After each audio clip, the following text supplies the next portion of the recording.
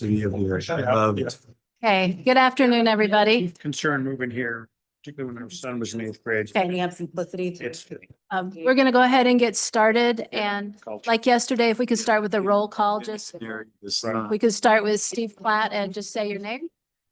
Go around. Steve Platt, he him. Jerry Slominski. He him. Emily Cortez, she, her, AF. Trevor Campbell. Melanie Keebler, she, her. Kat Mastrangelo, she, her, and I forgot to say, we are calling to order the City of Bend Budget Committee and the Bend Urban Renewal Agency Buddy Committees. Thank you. Budget. Mike Riley, City Councilor, he, him. Doug Peters. Megan Norris, Bend City Council, she, her. Bob Savage. Jeez, I can, like. Bob Akazad.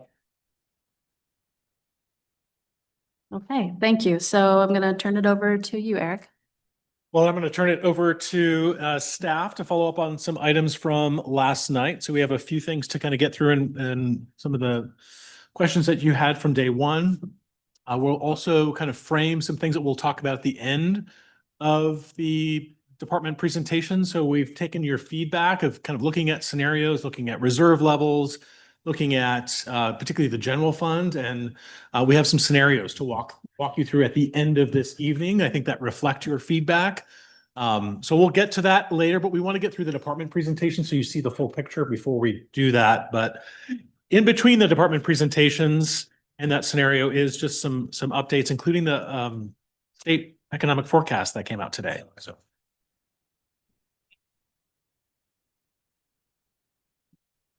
All right, so the state economic forecast came out. They gave their presentation about 8 o'clock this morning. So I did a very quick run through, kind of just grabbing the highlights of what they had to share.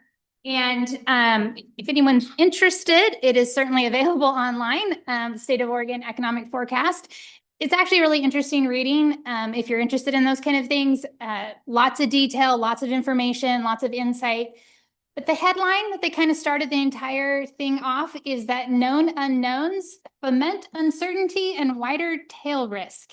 So I guess that kind of goes to speak to their entire presentation. They had a lot of information about and concerns about what they were stating and how that could potentially be impacted by a lot of the federal things that are happening that we just don't know the impacts of yet. It's too early for them to know some of these things. That they mentioned specifically, like in the last bullet here, they referenced tariffs. So the economic impacts of that, they feel won't really be start to show up for about 1 to 2, couple more months before they really start to see the beginnings of that. They talk about, that it's too soon to understand the economy and how we're going to respond to the actions that are taken. That critical policy decisions remain unknown. So there's still a lot of unknowns, the federal budget, those kind of things they reference specifically.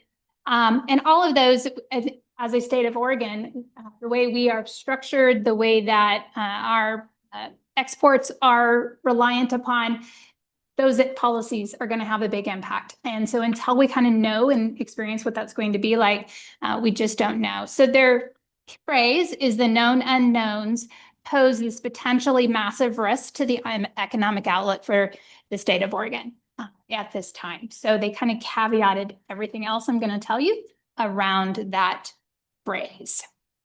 In their executive summary, they talk about, again, how the state of Oregon is vulnerable to those federal economic decisions. Growth is expected to be sufficiently slow that labor conditions are going to soften. So basically they're saying it's not going to be a jarring type situation like when we're in a true recession where all of a sudden there's this massive jump in unemployment. However, they're calling it a growth recession. So again, they got a couple catchphrases, the known unknowns and the growth recession. Really what they're referring that to is a near stagnation in growth. And that typically can result in higher unemployment.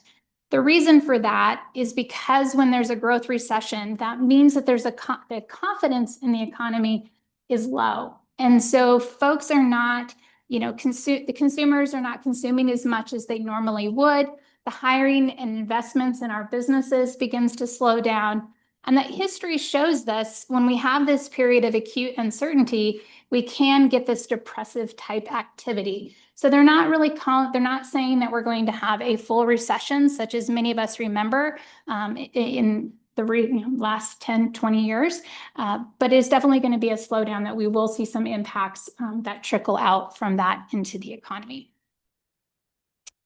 When they talk about specifically what this means for the legislature and current in session, could have some impacts, and we won't know to see what the legislature does over the next few weeks. But the gist of it is for 23-25, so the current biennium, they have revised their year-end projections compared to that March number. They believe that they're going to revising it downward by 162.3 million. On top of that, additionally, so not only did they have less revenue in the current legislative session, they have approved over 248.9 million in additional expenditures for the current biennium the state is in. So you mix all of those together, and they have ended an ending fund balance has been revised to be down a total of 414 million for the state. That then, obviously, much as we're talking about here and talked about yesterday, impacts 25-27 budget package. They had a couple things that they called out specifically in regard to the revenues, is this idea that personal income taxes are showing that that level is down. So they have adjusted their forecast by 529 million less in income tax coming into the state. Also, they are reducing the corporate income tax by 24.6 million, and to lesser degrees, but still decreasing our revenues around marijuana tax, as well as other revenues that are coming into the state. So again, continuing to see this decline or growth stagnation. So what that nets to for total available resources, feel like there should be a drum roll, is 755.7 million or 2.4% of their budget being less available for this current budget cycle. Don't know what that means for the legislature exactly. Don't know how they will absorb that into their budget, but it is something that it's not good news. It's not positive news when we're asking for new programs, but we'll see what they do. So any questions on that? The revenue is gonna be down, so they're gonna spend more money. That's what they're saying, yes. Yeah, that's good. That's good. That's Oregon. Yeah.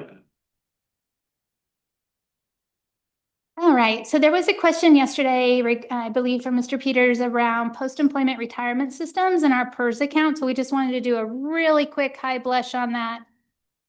In our audit report, we have what they call our unfunded actuarial liability. What that refers to is that gap that is a number that is provided to us by Milliman actuaries. They're the actuaries for the state of Oregon for their PERS system. And they tell us what our forecasted unfunded actuarial liability is going to be at the end of every year. That amount accounts for not only current employees, but any of our employees that have also retired. So they're forecasting out how much is going to have to be paid to these folks in retirement benefits, and they're coming up with a percentage that they believe is that Bend is subject to. So that counts for this variability. There's a couple things that account for that variability in these numbers. And again, these are not numbers we came up with. They're from the state. Sometimes it's the earnings return on the PERS rates themselves. So the PERS is completely invested. And if there's a market downturn, then there's going to be less gain in regards to the PERS system, which then results in additional rate increases for us as well. So again, kind of just wanted to share that this is the ebb and flow of where we are on that unfunded actuarial liability. Additionally, I just quick slide to show, there's three different types of PERS. We have tier 1, tier 2. That's the one most folks hear about. And then in 2000, I believe it was 2003, they created OPSERPs. So as you'll see, we have 532 employees that are currently on this program in the state, in the city. And then we have 155 that are on the OPSERPs police and fire plan. So that creation of OPSERPs was the state's first recognition that the tier 1, tier 2 structure was not sustainable by cities and schools and public entities. So that was their first step. Another note I would add is that we have what we call side accounts. So you'll hear this called, a lot of organizations have side accounts. Basically, that's where we collaborated with the state, we took out bonds, we prepaid some of our PERS debt. In recognition of that, we get a rate reduction in the rates that are assessed to us. So for beginning July 1st, 2025, our current rate reduction is 2.56%. We would be paying that additionally had we not had these side accounts. And approximately this results in about 2.4 million savings for that fiscal year. So it's pretty substantial for the city. The other things that the legislature has done over the last, couple years, I think the big one really happened in 2020 with Senate Bill 1049. These were pretty big changes. The IAP, so in PERS, they have, when an employee has a pension account and they have an IAP account, so individual account. There's a part of that they redirected from employees' contributions into this employee pension stability account. So the intent of that was to try and close that unfunded actuarial liability. So that was the first step that they did in that process. They also, previously, if you were a PERS retiree person and you worked back for a PERS employer, you were limited to the number of hours you could work. And additionally, your employer did not pay PERS contribution on your behalf. You were exempt from it. The new law, the way it works is if an organization hires a PERS retiree, some of those are pretty experienced folks, so sometimes you have need for them, that the employer now pays the employer contribution for that employee at the rate that they retired at. So, and what that money does, it does not go to the employee, it goes directly into that unfunded actuarial liability for the organization in order to try and close that gap. So again, another step. Third step they took is they implemented subject salary limits. So only certain wages are actually subject to PERS benefits. Not all things are. There's a very long list. But in 2025, the current limit, this is tied to a CPI number. So the current limit is $238,567 in wages. So that's total wages in anything that you receive that is considered subject wages. This would be the cap. This was really targeted at a lot of those conversations where folks were kind of those really high paying OHSU, those kind of things. This was an attempt to kind of somewhat curb that expenditure related to that. Again, not a perfect system, but it is definitely, they do recognize that it's a challenge for all of us to maintain. And so this is, because it impacts them as well. So they're taking these steps. Hope that helps a little bit to get some understanding of the PERS system for us. Okay. And then we'll have additional updates when we get later on in regards to fund balances and reserves. So those follow-up questions on the reserve stuff is going to come later, do kind of a wrap up. Samantha, very quickly, Yes, sir. that's obviously a defined benefit plan. Are employees also given 401 type matches in City of Bend? We have some programs in some of our contractual agreements that have some matches if an employee contributes a certain amount to a separate 457B plan. So we do have some contractual language in some of our contracts that do allow for a slight match. You just allow them to defer, or does the city match those 1.5%? Okay. Yeah.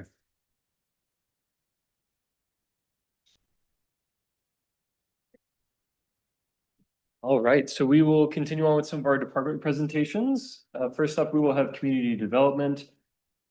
Just as a quick primer on community development, that department spans several different funds, much like some of the other departments that have presented so far. They have a total $62.4 million biennial budget across about 115 FTE. There's about an 18% increase over previous biennium. As you can see in this pie chart, it's driven primarily by personnel costs. The department is not adding staff. During the current biennium, there have been quite a few reorganizations within the department to better deploy staff based on department priorities and workload. As we've discussed previously, there have been shifts in development activity and some of the priorities that the department has been working on.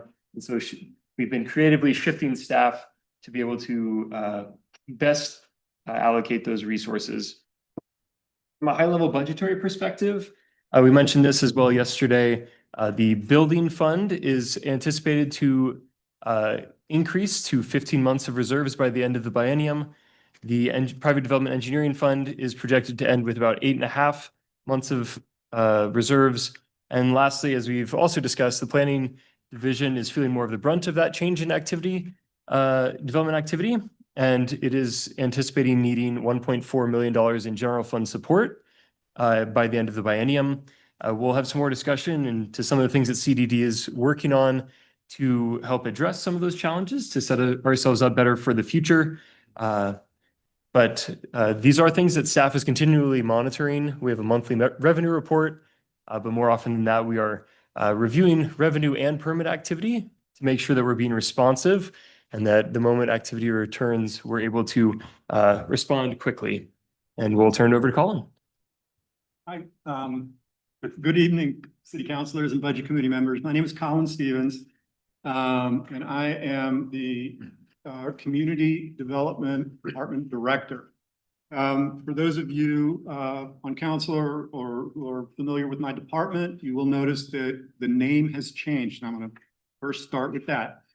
For the last 3 years, we have been the Community and Economic Development Department, so CEDD. However, over the course of the last year, we had 2 members of the Economic Development Division leave the organization, and what occurs when that happens, especially at the management level, we take a look at the roles and responsibilities of that position, and we make an assessment of if they're positioned correctly within the organization.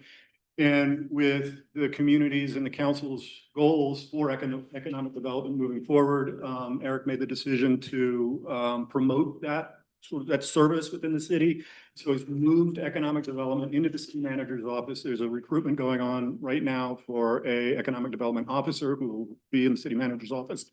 So that service is no longer provided in the community. Now the Community Development Department. That's why we're now CDD. So what this slide shows is what we do. This is who we are. We are 115.75 FTEs, so almost 116 staff. We do have 1 part-time person. And this and the funds that are shown here are 3 enterprise funds that Dan just talked about. This building, engineering, and planning. Those are for the most part fee supported.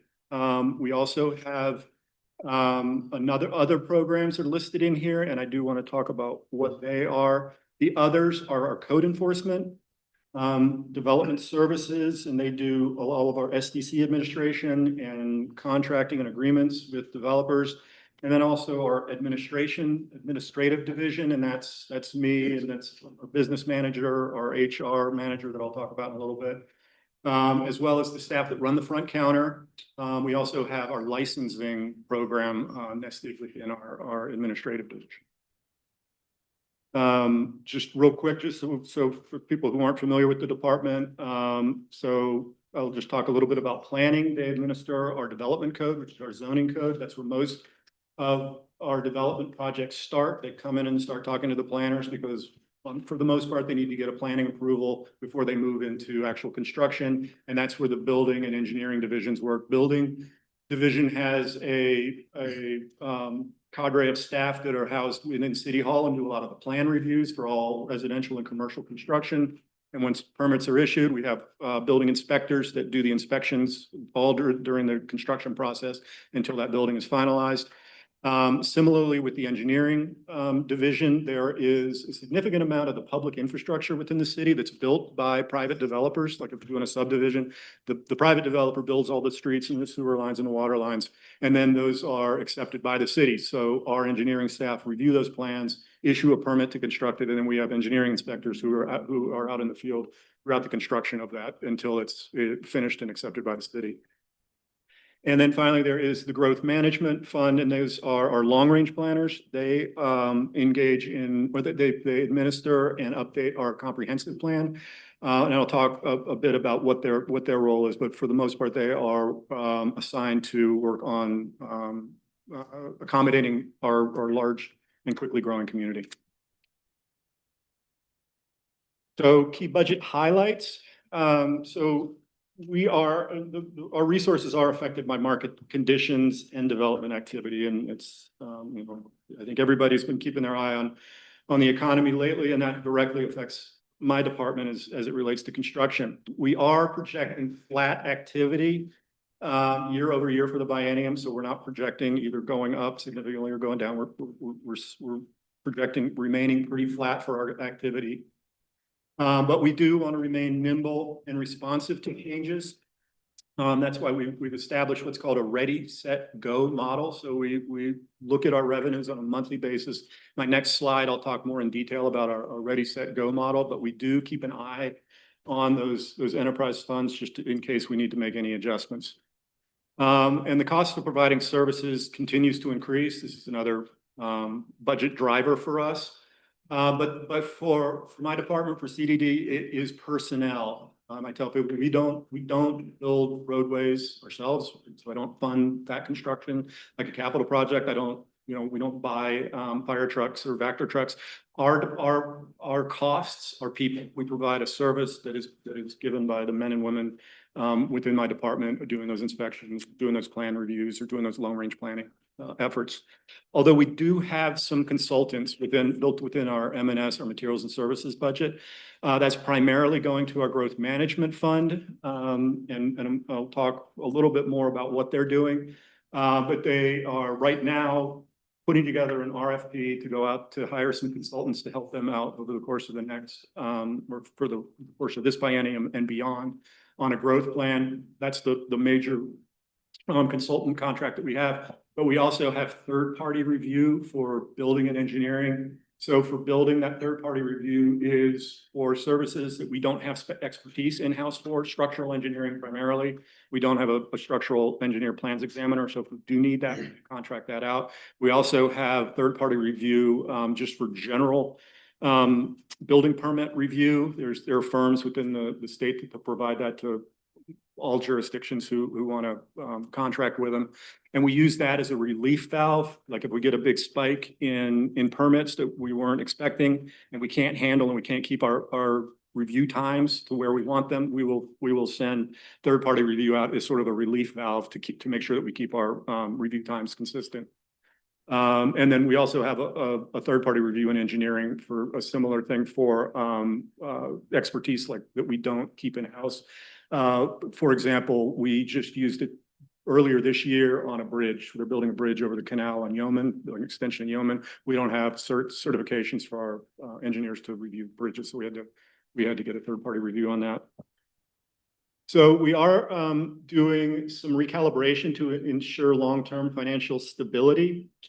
So 2 years ago, when we were putting together the budget for the biennium that's coming to a close at the end of next month, it was very obvious before we got into the budget committee presentations that all three of the funds were in pretty bad shape. We had not taken increases for a number of years, mostly because the reserves were looking pretty healthy. So we did not take essentially cost of living increases for a number of years until the point where we started eating into the reserves in those funds. And it got to a point where we needed to take some action quickly because the reserves were going a lot quicker than we anticipated. But to take corrective action in one fell swoop, which is too much, it was a double-digit increase across the board that we just really couldn't put on the development community that is who are our partners and who pay these fees. So we established a working group of affected developers and was involved, the Central Oregon Builders Association, and we developed a strategy for incremental increases that we started it 2 years ago, and then we would do an incremental increase in July 1 and January 1. We usually just try to do that once a year with the fee increases, but we started doing sort of incremental increases. We've been doing that for 2 years. We are projected to do that again for at least for the first year of this biennium, and then for engineering and building. By the second year, I think we're going to be in a position where we will have the reserves built up to the point where we can just take construction cost index or cost of escalation that we routinely do for our fee schedules. So we should have both of those funds very healthy. However, we did not experience the same results that we did with engineering and building for the planning fund. And this is because the mix of permits that planning is getting, and the variety of permits, has changed significantly over the course of the last 5 or so years since we did our last deep dive into that. We do not get the large master plans that we had been getting after the UGB was expanded in 2016. For a period of years, we were doing these big expansions into and annexations of these large areas. For the most part, those were a big injection into the planning fund. So for the most part, those are done. And we're not really seeing a lot of interest in the several areas that are left to be annexed. We also have had some legislation coming from the state that took some permits that we used to process as planning permits, like a fourplex, some of the middle housing. I think people have heard of middle housing. There is legislation that for all jurisdictions have to treat those just like a building permit. And so we don't get a planning fee on those any longer, but we still have to review them at the building permit stage. So that level of activity at the building permit has increased, but it's decreased for what we can charge at the planning level. So we are doing an internal review of that to recalibrate the planning fees. We have a very extensive presentation that we're going to give to council at their June 4th meeting on that particular. But just for this group to understand, we are taking a different approach to planning because we're realizing that we need to do something different. And we have a real plan to make sure that the planning fund is healthy by the end of the biennium. Part of that is that we are going to revert back to sort of a policy that was in place prior to 2019, and that is for general fund support for the planning fund. There are services that planning provides that we don't charge a fee for. Pre-application conferences is a perfect example. We do those without a charge, just to encourage people to come in. We also provide a lot of front counter service that people will never pay a fee for. I tell people, when we do have our engineering and building staff available to our front counter, but usually if you're in there talking to a plans examiner or one of our engineers, you have a permit in, or you're about to submit a permit, you're somewhere in that permit continuum. Lots and lots of people come in and have planning questions about zoning on the property, whatever, and they will never submit a permit application. So that's why general fund support to some extent is warranted for the planning fund. So I talked about our Ready, Set, Go analysis that we do, and we meet monthly with our finance folks, as well as Roger in the city manager's office, to go over how our monthly revenues are looking. And what we do is we look at every single month, and if there's a month that a revenue falls below the historical median for that same period, we're like, put a little tag on that. What's going on? Our revenue didn't come in as high as we thought it was going to be, or where we thought it was going to be. So we just say, ready, what's going on here? And we keep an eye on it. And then if that continues, we could go into the set mode. And that is if there are 3 consecutive monthly revenues that fall below the historical median for that same period, and there's a year-over-year activity drop of 20%, we get set. So we're ready, and then we're in the set. And as you can see, there's a pretty low frequency of that. I think it's happened twice out of the last 69 months, so less than 3% occurrence. But we're watching. We're watching it. And then if we ever do get to go, we're ready. And go is if there are 4 consecutive months of that revenues fall below the historic median, and that there's a year-over-year activity drop of 20%. And if there is a go, we will be ready. What we can do is we usually have a hiring freeze, or we reallocate staff. We actually did that. We've done that with planning. We started the biennium that we're in right now. We started with 20 FTE, and we have, I think, 14 and a half FTE in there. That we've reallocated some of them, and we had a couple folks depart the city, and we just didn't refill their positions. So we've reduced the staff there, sort of in a similar way. Obviously, there were more drastic measures that we could take if we needed to, but we've been able to to be responsive to this through attrition and reorganization within the department. And then to come out of one of those states, either the ready, either to set or go, we need an equal number of monthly revenues above the historic median in order to get it back to where we're not really keeping an eye on it anymore. And then this next slide is just an example of how we do that. This is the planning fund, and as you can see, we got a lot of green in there where it fell below, but then it popped back up. But those yellow ones are the set. So we are keeping an eye on it. I did talk about the planning fund. We are doing that recalibration because we've been keeping an eye on this. And we're like, we need to get in here and do some remedial action for that fund. This slide is a discussion about the CDD's contributions to the city goal or city council goals. So 4 of the goals, housing, we fall into that, where there are 2 action items under there, and that's adopt elements of the 20-year plan for housing and jobs. Also, there are development code changes that we'll be doing to help speed up the middle income and affordable and infill housing. Under climate resiliency, we're adopting a plan for, we will be adopting a plan for the urban tree canopy. We have a new urban forester who's going to start in a few weeks. New position to the city, never had an urban forester before, so we're excited about that. We will also be exploring improvements to the outdoor lighting regulations and evaluating and updating our codes for wildfire resiliency. Under economic prosperity, our growth management folks will be identifying land capacity and infrastructure needs for our growth plan. We will also be looking at the design framework for the urban core area. And then under accessible and effective government, improve the permitting process and reduce review times, which is always something that we're trying to do with the CDD. So this slide is specific to our growth management division, and this is the managing growth. This just shows what they have been working on and will be working on. So the past, and these are calendar years, not fiscal years. So one of the big projects that they worked on over the course of the last year and will be working on as we move forward is one-time UGB expansion. This came out of some state legislation. We were able to add up to 100 acres of land to the UGB. Council, earlier this year, adopted a conceptual plan and identified, actually, they selected a site.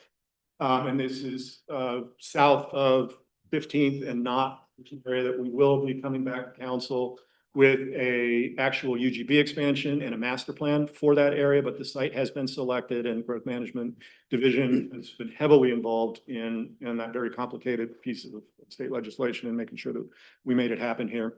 They are also working on the 20-year growth plan, and this is an ongoing project. What they are working on right now, and as I said earlier, is they're putting together an RFP that's going to get issued hopefully within the next several months. To get a consultant on board to help them over the course of the next few years on getting all of those alphabet soups acronyms adopted. It's the buildable lands inventory, the economic opportunities analysis, the housing capacity analysis, housing production strategy, climate friendly areas plan, the UGB expansion, and eventually that's got me out years, and eventually adopt a new TSP. And then once that's done, or at least during that phase 3 area, or I guess we're calling it phase 4, there will also be an effort and a project to adopt urban reserves, and that's areas that we identify outside of our urban growth boundary, where we project that would be the best place to grow, and so we work with the county to help protect those lands so that they're ready for urbanization. So this is what growth management does, and this is what they will be working on for the biennium and beyond.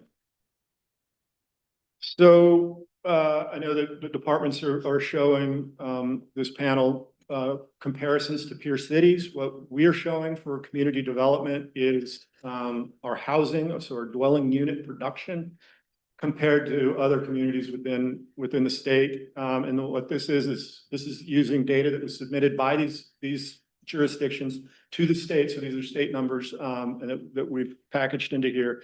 What we did is we took the 2 years for calendar years 22 and 23. The calendar year 2024 won't be available until December of this year, so we couldn't use that. And then we divided it by their population, by 1,000 population, so you get number of units per 1,000 of population. And as you can see, we're way over on the right-hand side, leading the pack at about 26 units per 1,000. That's highest in the state. I will say Redmond is a close second, which makes sense. They're influenced by the same development pressures. A lot of the same developers develop here as there. But once you get over into the valley, we're significantly higher production than them. It's not on here, but I did pull the numbers for Portland, and they're around 12.5%, so somewhere between Springfield and Beaverton. But I think that's pretty interesting that Bend is double what the largest city in the state, double the housing production that picked up. So this next slide, what this is a demonstration of how we instituted some efficiencies within my department.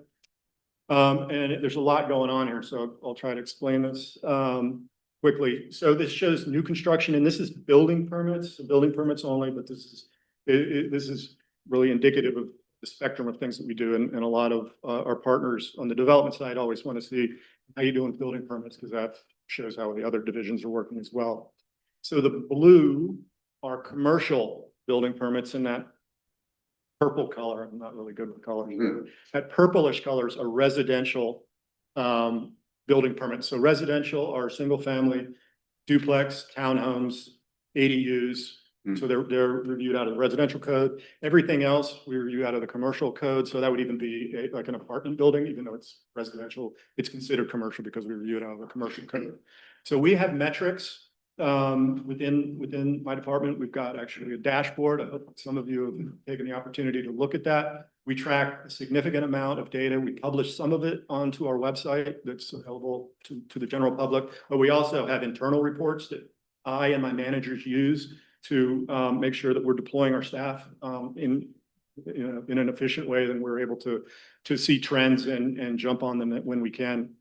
But if you look so what's happening on this slide is the X-axis along the bottom. Those are fiscal years. So it starts with fiscal year 2023, which was the last biennium, and then 24, and then on the very right-hand side, it's fiscal year 2025 to date. So this has numbers through the end of April.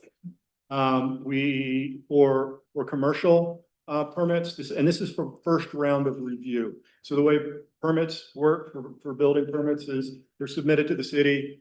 We do a review on them, then we send it back to the developers team for corrections, and then it comes back, and hopefully with one round of review, we're done. But that doesn't happen all the time. Sometimes there's 2 rounds of reviews or 3 rounds of reviews. We can't control how many rounds of reviews, because a lot of that depends upon the quality of the responses that we get. But what we can control is that first round of review.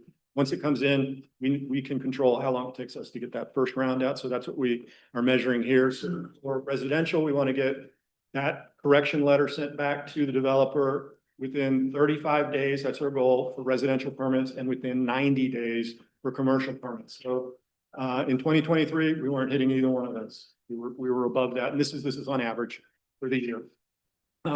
We did 2 rounds of what we call continuous improvement outreach, where we met with members of the development community. We actually brought them into City Hall, had a big sit-down session, facilitated sessions, done this twice. And gotten feedback, like, where are you running into problems? What are you seeing? What can we do better? And we took that, distilled it into some action items, and that have borne fruit, as you can see. That's into place. We started doing that at the beginning. Actually, it was 2 years ago. We started that. So both fiscal year 24 and fiscal year 25 that we're in right now have been part of that. We've had these improvement efforts in place for these last 2 years, and you can see that the results have been tangible. We've gotten both the residential and commercial down below what our goal is, and we're committed to continuing to do this. We're always looking at this. The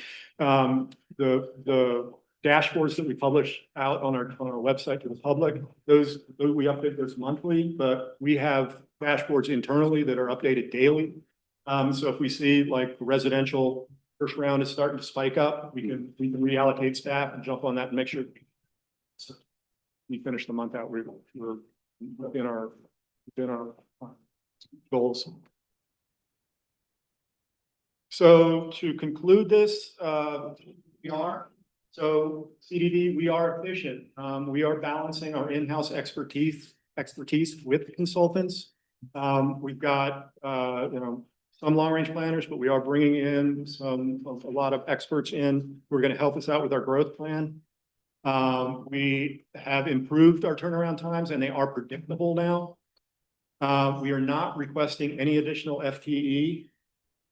We are innovative. We have dedicated code amendment staff available for council-directed housing developments and permit goals. Actually, any goal that we need to update our development code, which is zoning code, we have in-house staff that will do that. I think a lot of you know Pauline. She does a lot of our code updates with some other staff who work on that as well. In fact, we've got some housing code amendments and amendments in the sign code. They're going to be at council in June. So just next month, we're coming with 2 code updates. We do all of those in-house. We don't we don't have to get consultants to help us out with those. We do all of those in-house. We've also created a navigator position to help facilitate the review process. This was done as a direct result of outreach to our development partners on the private side.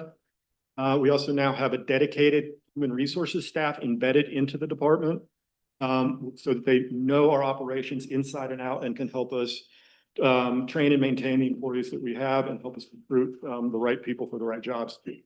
We're also responsive. I talked about the 2 rounds of permit. Sorry. That's not, we're responsive. We did 2 rounds of permit extensions that were approved. We listened to our development partners. They said, hey, we're hitting some rocky projections on our projects, but we have our planning approvals. We don't want them to expire. We want to keep them alive until we can see how the economy's going to react, and we want to be able to pull the trigger when we're ready. So we asked council to extend permits, which they have accommodated twice. And then the next couple of things are things that we've done as part of the continuous improvements. We're now sharing our correction comments in real time with the developers through our CityView permitting software.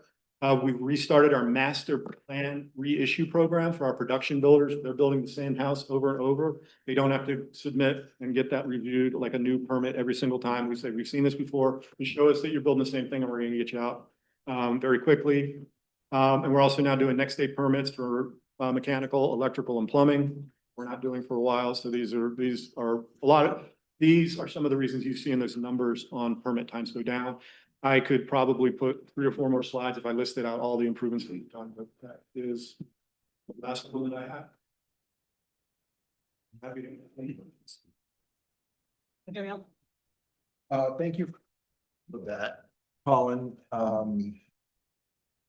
So no request for additional FTE, and we've tried so hard to strike the right balance between providing reserves to weather the variability in order to retain staff and the in-house expertise that the department has. Tell me a little bit more about how you strike the right balance between using third-party reviewers and in-house staff, because it seems like, I mean, I assume it's just the cost of using external third parties, but that would be a great way to be really nimble, and we wouldn't have to carry as many people through the really lean periods and so on. So how do you know that you've struck the right balance there? Well, that's a good question. Thank you for it. So just to bring everybody up to speed on what we try to do. So the industry standard really coming from the building codes provision, which is the state who regulates the building codes, recommends a minimum of an 18-month reserve for the building fund. And we use that for our engineering fund as well. And we'd love to have it for planning. I don't know if we'll get there, and I'll talk about that independently.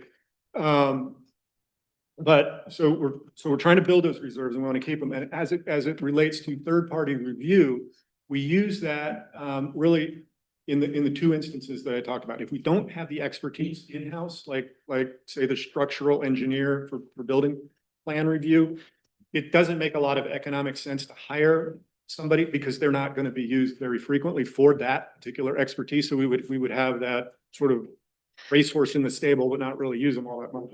So it's actually more fiscally responsible to do that through a third-party review and only utilize that when we need to.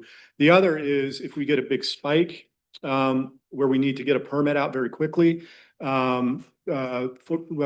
Here's a real life example. We do affordable housing gets moved to the front of the line. So if we get a big project in that it's affordable housing, they get moved to the front of the line, and there are other people in that line, and they've been waiting patiently for their turn. So what we've done in the past is said, okay, we're just going to take that affordable housing and move that over to our third-party reviewer. They'll get that affordable housing project out quickly, and they won't hold other people who have been waiting in line up. Now, as far as being able to find the right balance, that's a little bit difficult. We try to do everything that we can in-house because we've got those staff hired, we're paying them. So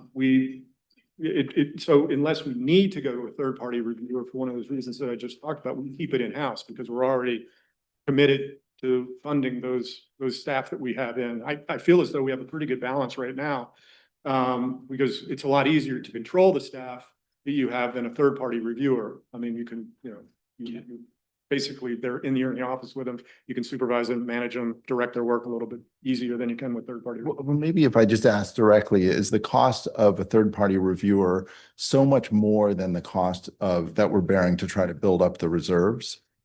It's expensive. I don't have the data with me, but yeah, I would much rather just keep that money in the fund and have it build reserves and pay it out to the third-party reviewer. So I do use it judiciously. Okay, thank you. Any other questions, Emily? Do you have the mic? Quick comment and then two questions. One is just recognizing from 2 bienniums ago, I remember this conversation was very different and the times were quite lengthy and causing stress on the community. So just seeing the improvement over time is really impressive. And also your ready, set, go and efforts to be able to flex, because I feel like you're one of the departments that has that, has more stress than others in terms of the impact of the economy and needing to grow and contract potentially. So first question is around, we saw yesterday the planning fees were projected to decline by 15%. And you mentioned one of those drivers was there are fewer large master plans since 2016. Is that the primary driver or are there others? And then I'll come back to my second question. I mean, it's a combination of that. I mean, the large master plans, and we would get 1 or 2 a year that injected hundreds of thousands of dollars into that fund, and that's really dried up, and that's pretty significant for the planning fund.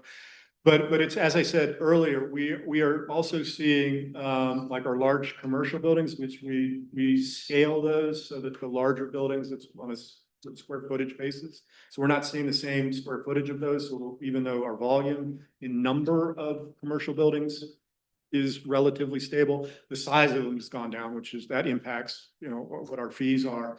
And then there's also the mix, the change in what planners are looking at. They are not looking at, say, we used to review triplexes and quadplexes and other types of middle housing through a planning application, and we can no longer do that. It just comes in through a building permit.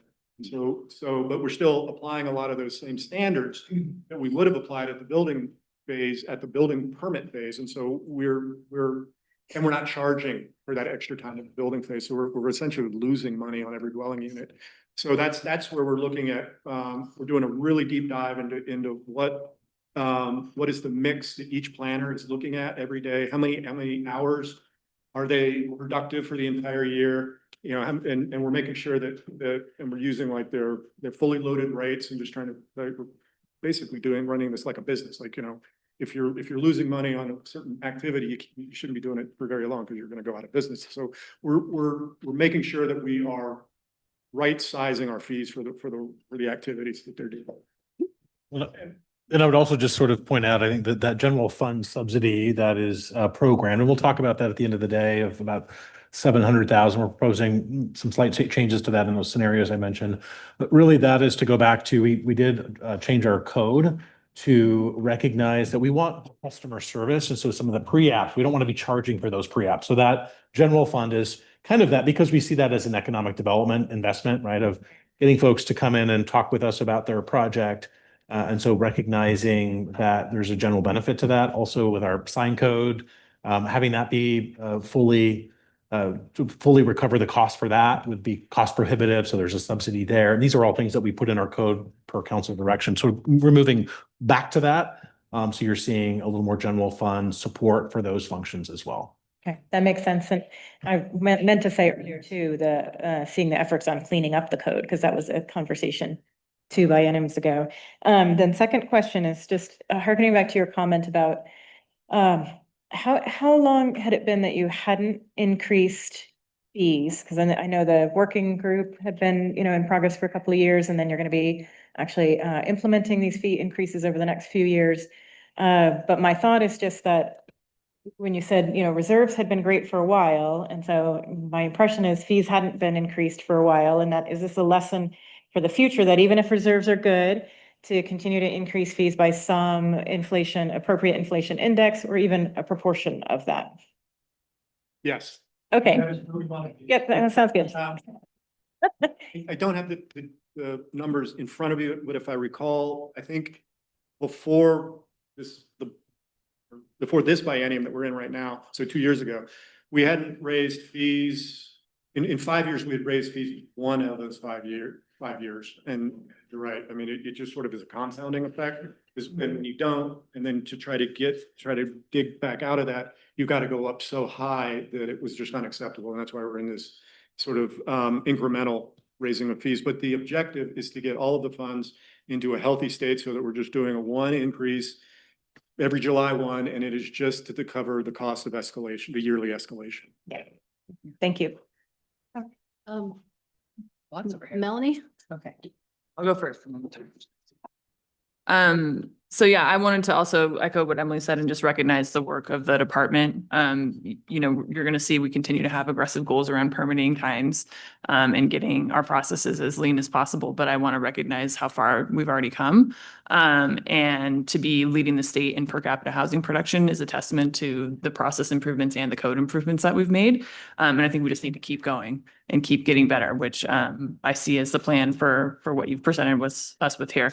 My question is back to the third-party review. Do we have opportunities, even for private developers or folks coming in, to offer them the opportunity? Hey, would you like to pay for third-party review, and we would accept it if you got one of these people to do it? Like, have them actually pay for it so that it's not a cost to us, but it may be worth it for them to pay to have a little bit quicker review and lessen the time that they're going through the process. And I've heard that from a couple of folks that say, hey, if you guys are swamped or the queue is long, we might be willing to pay up front for a little bit more to have that third party review, as long as we know you're going to accept it. So just wondering if that has been in discussions at all, as far as offsetting some of that cost. I have not explored that voluntary option, but that's something I could look into. I could talk to the building official and just see what the implications of that would be. Yeah, if we already have folks that we work with, it might be, Yeah, I mean, we have a contract. Yeah. It's a pretty easy thing to implement if somebody wanted to do that. Okay, thanks. Trevor, did you have a question? And then. Oh, yeah. Gina? Yeah. You talked about the city arborist position. And I think you said part of that position is to enforce the tree code. Are there any revenues that you expect to get from that through fines or fees or other things that cover part of that?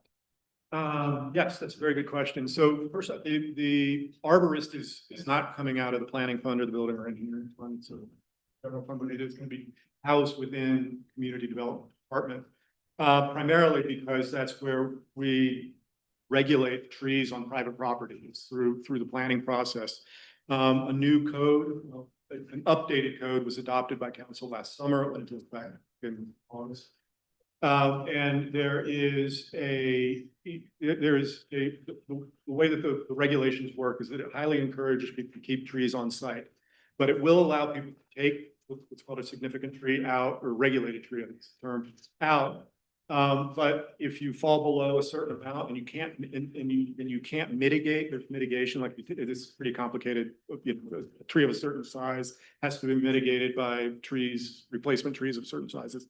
But if you can't do, and you can do that on site, if there's an area that you want to reserve as open space and plant trees on that site, that's a possibility. But then there's also a payment in lieu of option. And that's on a per replacement tree basis. And that would go into a fund, like a segregated fund, and that fund would be then used to increase the urban canopy within the city. And so part of that urban canopy plan is to identify where do we want to expend these funds? I mean, it's going to be within city rights of way or city properties or other public properties, because they're going to be, you know, public tree. But then that's where that funding is going to go. So there will be funds that are associated with that position. Yeah, the building permit timelines look really great, but your presentation didn't include anything about the engineering permit turnaround times. Right. So can you talk a little bit about what that department is doing or that group is doing to expedite and reduce that nearly 9-month time that it takes to get an engineering permit in the city? Yeah, I don't have it up here, but if I do encourage folks to take a look at the city's website or dashboard on there. We have similar permit review timelines for first review with engineering, and we have there's 3 different types, we call them tiers of engineering permits, tier 1s, 2, and 3s. The tier 3s are the most complicated ones, the ones that people want to or associated with larger developments. And we have a target that we're shooting for our first round of review, but then it goes back to the applicant, and then it comes back for a second round and maybe a third round. And sometimes a 6th round. That's where it really starts to build up that 9-month or even 12-month of review amount of time before we actually can issue the permit. So, and our dashboard now identifies that, you know, how much time with the city, how much time with the applicant's design team. And then we also show like how long is it ready to be issued before it goes up at the counter. So I think reducing the number of review cycles would be really helpful. We're hiring the navigator position. I think that's going to be really helpful. If there is a permit that is stuck for some reason or another, I think anytime a permit goes beyond the 3rd round of review, there's something going on. We should have somebody who's following up and getting on the phone and saying, hey, what can I do? How can I step in? So it's an ongoing process. You know, I don't have any specific, you know, thing that we're going to change like tomorrow with engineering to address it, but it's part of our continuous improvements. And it's something that we monitor daily. And now it's a council goal too. And now it's council goal. That's great. Thank you. You can't talk about that. That's fine. I had other, Well, you need No, to use a mic. we could check it later ourselves, I think. I have other questions. Yeah. We'll conclude that by saying that there is legislation that is pending right now. Yeah, If that's- it goes through that is specific to engineering permits for all jurisdictions statewide, and we're paying very close attention to that. So I think this is an issue that's all jurisdictions. Yeah. So was it just for like a cost cutting measure, was it considered to, instead of hiring a new development navigator position, to maybe allocating some of the planning staff that, I mean, theoretically would be underutilized right now? We don't have a lot of applications coming in to kind of act in that role. I know some of them have been really helpful in that permit process, overcoming barriers. Well, as I said earlier, we have reduced the planning staff by almost over 25% since the adoption of biennium we're still in right now. So they're pretty busy. I do recognize that planners have served in that role. It's sort of a de facto role because projects come in through planning. So a lot of times the planner will be the first person that they're working with, identify or will form those relationships with the developer. And then eventually there's the handoff to either building or engineering. But the navigator position is more overarching for everything, so that there won't really be a handoff. There's going to be this person who will be able to track. These are going to be larger permits. I don't want to set expectation that every building permit is going to have the navigator involved in it. This is mostly, it's one person, but they're going to mostly be focusing on the larger projects. This was an existing FTE that we repurposed, kind of with the reorganization. of the Economic Development Division. This one FTE to be kept from that division. It was a business, technically a business advocate in the department. Got it. Got it. Okay. And I would be remiss if I didn't say, you know, to your point about the increases, SDCs were increased pretty dramatically. That didn't hit every builder, but it hit, or every kind of type of developer, but it hit many of them. Building permit fees are now going up. So I'm sure you can imagine the howling that you will hear when planning fees go up. We're gonna have more of a discussion about that on June the 4th, but I think what you'll see is they're not gonna go up significantly. They're going up in a very targeted way, because if you increase fees significantly on a fee that nobody ever pays, it doesn't really help the fund. So what we're doing is we're going in and saying, well, where are the planners actually spending work? If it's another 30 minutes here and another hour on this permit, and we just need to adjust them. It won't be as painful as, okay.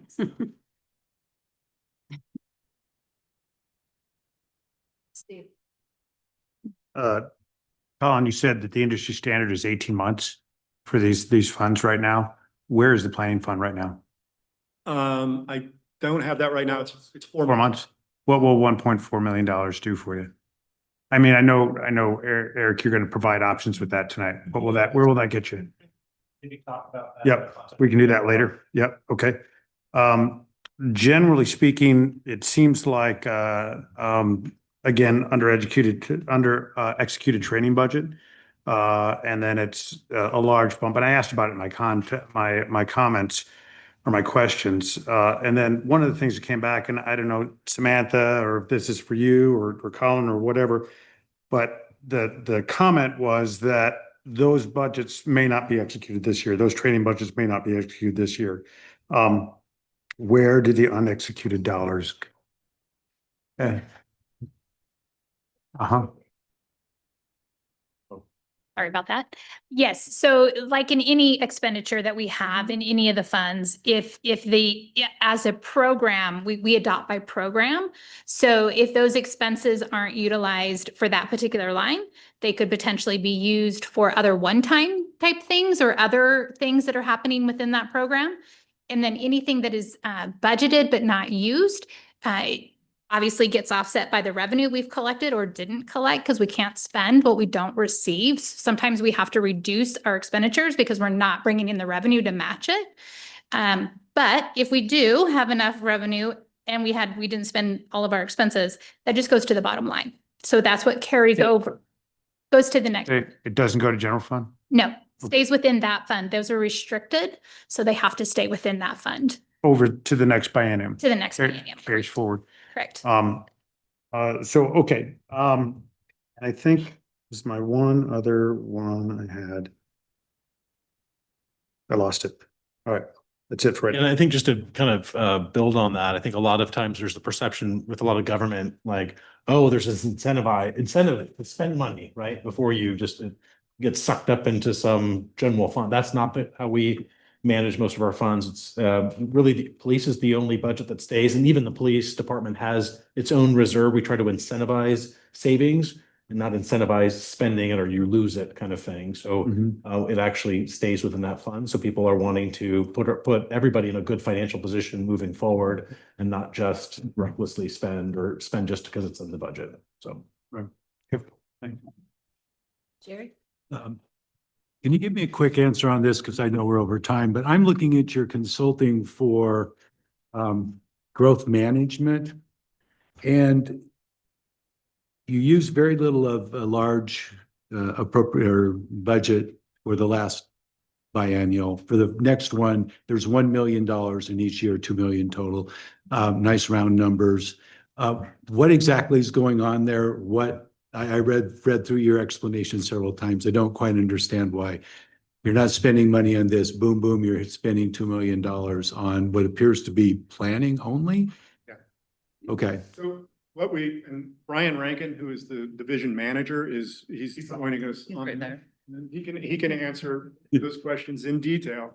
But I will say, the work that we have done over the course of the biennium that we're in right now, we did in-house, did not utilize a consultant, so that's carrying forward. But I'll turn it over to Brian to sort of really answer your question. Okay. Hi, folks. It's a strange view from here. It looks like I'm looking down on everybody. That's a great question. I appreciate you digging into the numbers. The short answer, because I know we're short on time, is that the state of Oregon has been in a process of changing many of the most important rules that govern the work that we do in these 20-year plans over this last biennium. And so they're changing the rules and changing the rules and changing the rules. And it was apparent to me that it didn't seem like a good use of general fund dollars to engage in a project, start something, and then have to redo it and redo it and redo it because the rules and the legal requirements were changing. So we're still in that situation, but those rule changes are coming to a close. And so as a result, as Samantha mentioned, we decided, nope, not to spend that money and instead retooled our efforts on some other council directives like the one-time UGB expansion and finishing up the Stevens Road track. So essentially expanding the UGB, doing that on staff time and not hiring consultants. And then that provides at least some cash carry forward to offset some of the costs that you're seeing in this next biennium. Does that answer your question? It's good enough for now. We're way behind. We are a little behind on time, but I want to make sure we get all the questions in that we have. So Chuck, did you have one? Nope. All right, well, thank you very much. Very interesting. And we will keep going. Thank you all. Thanks. Thanks, Colin.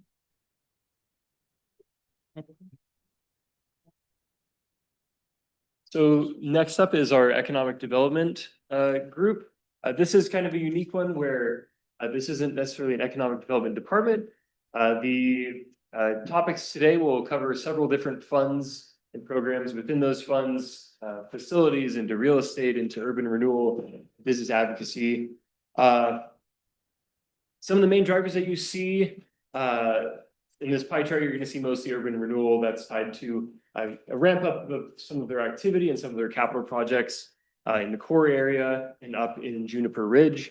And also highlighting the blue piece there in that chart, top left, business advocacy. One of the big shifts is moving, as was mentioned in Colin's presentation, moving some of our economic development staff into business advocacy. And so that grew from 1 staff to 2 staff, obviously leading to a pretty big jump in that budget. And I think that's a good primer for you. Thanks, Ed. Good evening, everybody. My name is Matt Stewart. I'm the real estate director. Also oversee our facilities division and urban renewal and our housing division. And you'll hear from Rachel Baker later this evening after dinner about our housing fund. So tonight we'll discuss our economic development.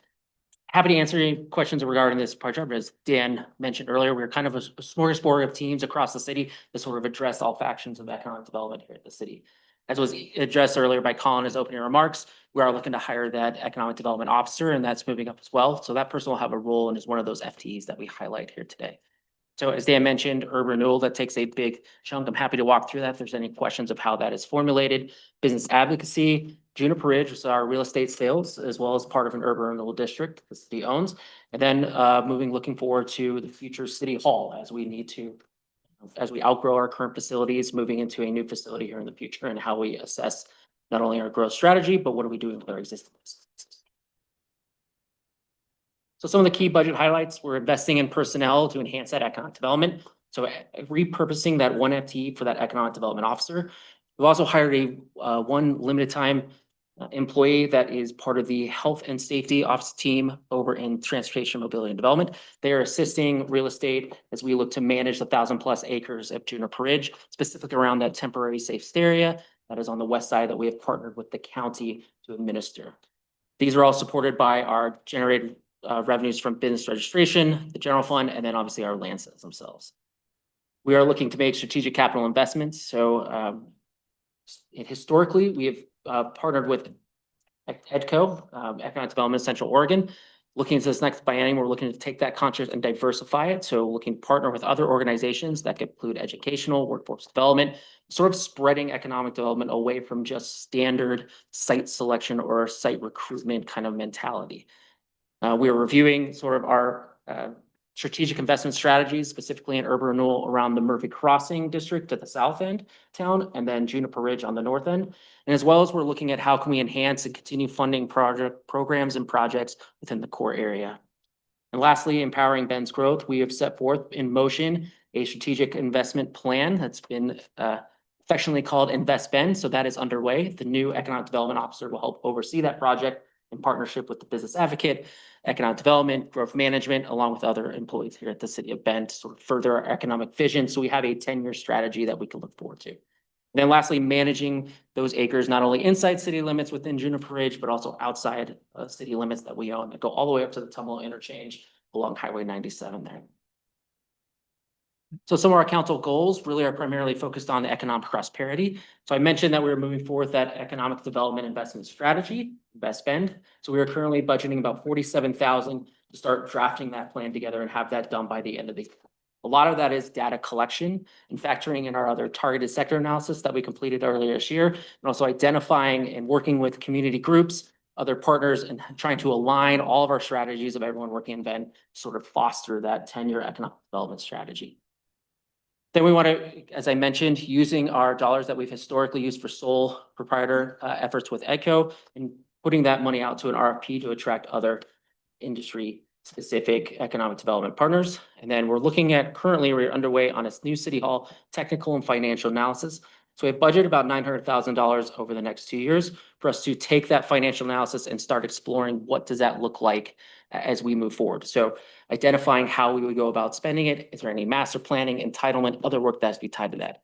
We're set to have a large conversation with council at the end of this year, once we have that analysis, to sort of dive into that. So those dollars are really set aside for as we move forward and identify our process for developing the new city hall and the site itself. We have that money available to kind of repurpose and put forth once we get the final direction. And then lastly, implementing our urban renewal investment strategy. So urban renewal is partnering with the economic development team around that large Invest Bend strategy, taking that data so we can kind of, again, create some synergy around our urban renewal goals and the progress that they make that meets within city's goals. So just some highlights that have occurred. I will keep this high level as there's a quasi judicial hearing on this topic next week for council, but we did have 5 projects that came forward and applied for the site specific TIF program. One was an existing TIF district in the core area, but we did take the other 4 and they were all approved to move forward. So the other 4 are moving forward next week to create 3 new TIF districts. This will create about 694 residential units. 123 of those will be restricted to 90% NIR or less. That number meets about 12% of the Oregon Housing Needs Assessment analysis that was done, identifying how many housing units we need. And just, we'll hear more about housing after dinner, but to highlight that over the next 20 years, that housing needs analysis identified that Bend needs to add about 33,000 units and about, not at a rate of about 1,900 a year. 1,900 of those units need to be below 80% AMI, and about 1,200 of those units need to be below if you raise it up to the 100%. So we have a significant need in housing, and this was a mechanism we used to kind of put forth to incentivize those projects. I think it's important to note with these projects that these sites were all vacant for about 10 years. And as Collins mentioned, he also extended the permitting over the last, they did twice, all these projects applied for that. So this was really kind of a last ditch effort to try to get these projects in. They invested money in going through the planning and the entitlement. How do we get them out of the ground and kind of support our housing analysis? For Juniper Ridge perspective, there on the left-hand side of the screen, that is a temporary safe area that we've partnered with the county on. And then on the right side is just sort of the area that's within the city limits. So last year we surplused about 200 acres.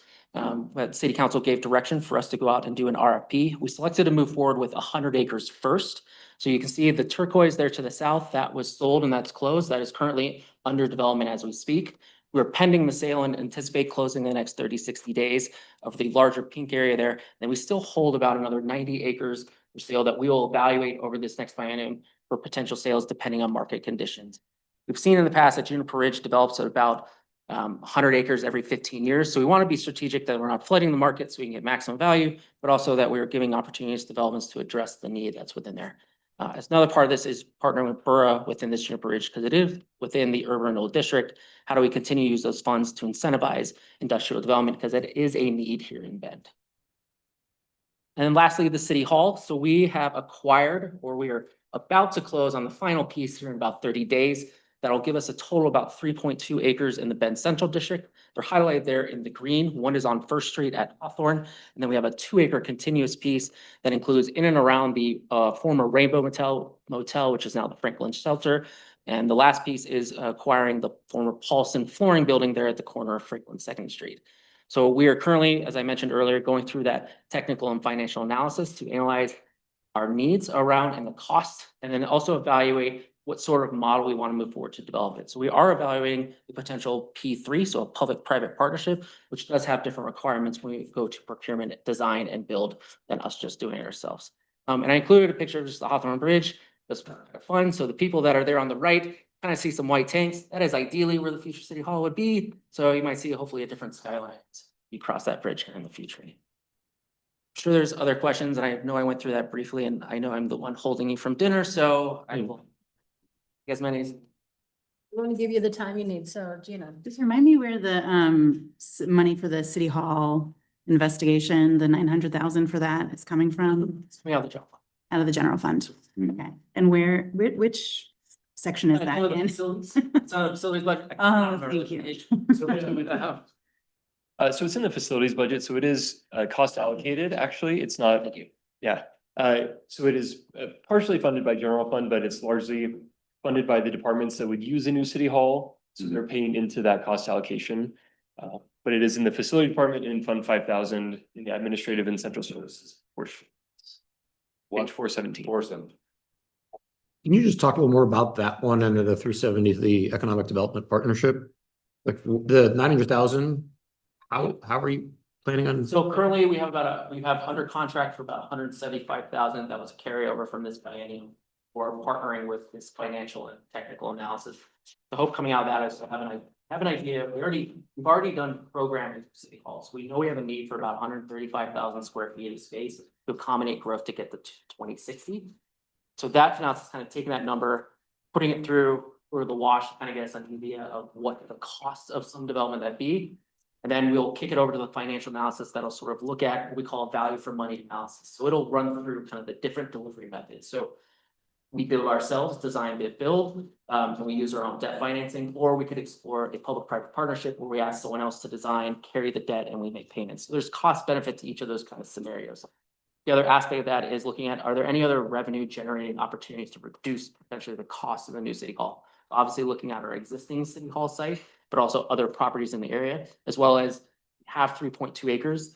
We don't need 3.2 acres necessarily to just city hall. So there are other uses that could be on the site that could potentially generate additional revenue. So our hope from this is we kind of put that all in like the salad spinner, come out with kind of a methodology of here are the different options that we can pursue. These are the different costs. How would we want to pursue it? And that would be what we're aiming for to have with council at the end of the fall. And then that will kind of dictate the next 2 years of how we use that money, that 900,000. Going full P3s, the procurement effort tends to be a lot bigger because you're now recruiting designers, and they end up significantly investing in the packages they submit. And oftentimes you want to reimburse them. So we're earmarking that kind of money in anticipation of that. That's not to say we're going to use all of that. We could decide that we're going to move forward and we'll start moving that money towards an architect or engineer and start the entitlement process. Yeah. But right now, we'll know more as we get to the fall. I have a follow-up question on that. So late fall, you're going to come back to the council to talk about some pathways, like which pathway are you pursuing here, essentially, right? Correct. And then from there, it's multiple more years to get the whole. Yeah, I mean, we're anticipating typically as Colin was highlighting, the permit review times, but there's obviously design time and entitlement time. So typically from the time you decide you're going to hire an architect and move forward, it takes 4 to 5 years to get to your certificate of occupancy. So 2030 is the earliest. I'm really projecting 2032. You probably I think we had some questions. There's some other line items around city hall renovation. So as part of this conversation in the fall, it's also looking, what do we do in between 5 years to get us there? We still have space needs. We're still growing. The city is still relatively spread out. So how do we use our existing facilities and how do we reduce some of the expenses that we have? Because we do lease facilities to house offices and we are moving folks into the public works. So how do we kind of juggle that to get through the next 5 to 7 years before we move to that new facility? Yeah, about the space needs. So we're looking at a budget that's got flat revenue right now, and no, we're not adding any FTE this year. And I'm not super optimistic that revenues are gonna skyrocket again like they did in years past. And so how valid or accurate do you think that kind of space need Yeah. study is given current conditions? I would argue the idea behind it now is trying to set us for savings from 29 to 30 to 27 to 32. Our existing lease across the street from City Hall expires in 27. We have the option to extend it for 2 more years. EIPD is housing that building. They are moving, sorry, engineering, apologize. Public engineering, they're moving to Public Works. And then 15th Street, that where we are today, TMD is also moving to Public Works. So our effort in the next 2 years is that planning as to how do we use those existing facilities? Where do we move people to? Because if we can get out of that lease across the street, that is a saving about $500,000 a year. So if we're able to do that in 27 or even 29, the money that we invest now creates a significant savings in the 27, 29 budget. Me significant, maybe not in the grander schemes, but that is a few $1,000,000 that we could put somewhere else with not having to do any additional facilities.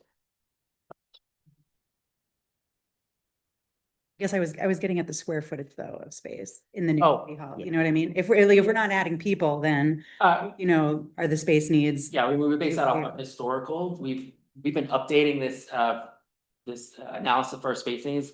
We're at version 4 since 2014. We've been updating it year over year. So it's really based on that 10-year historical trend.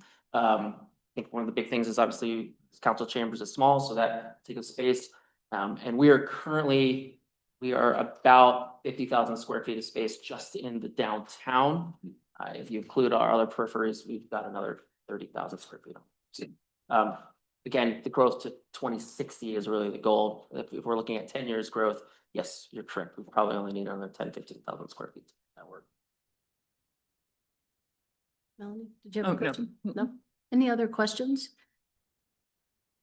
Okay, thank you. Appreciate it. Thank you. Thanks, Matt. Okay, so that puts us to our break. We are a little over, but we can still take a do we need to take 15-minute break instead? Sure. Eat and talk? Okay, great. Okay, so why don't we take 10 minutes to get food, take a break? Yes, there you go. I like that. So if we could be back at, how about 5:35? Back with food, sitting down.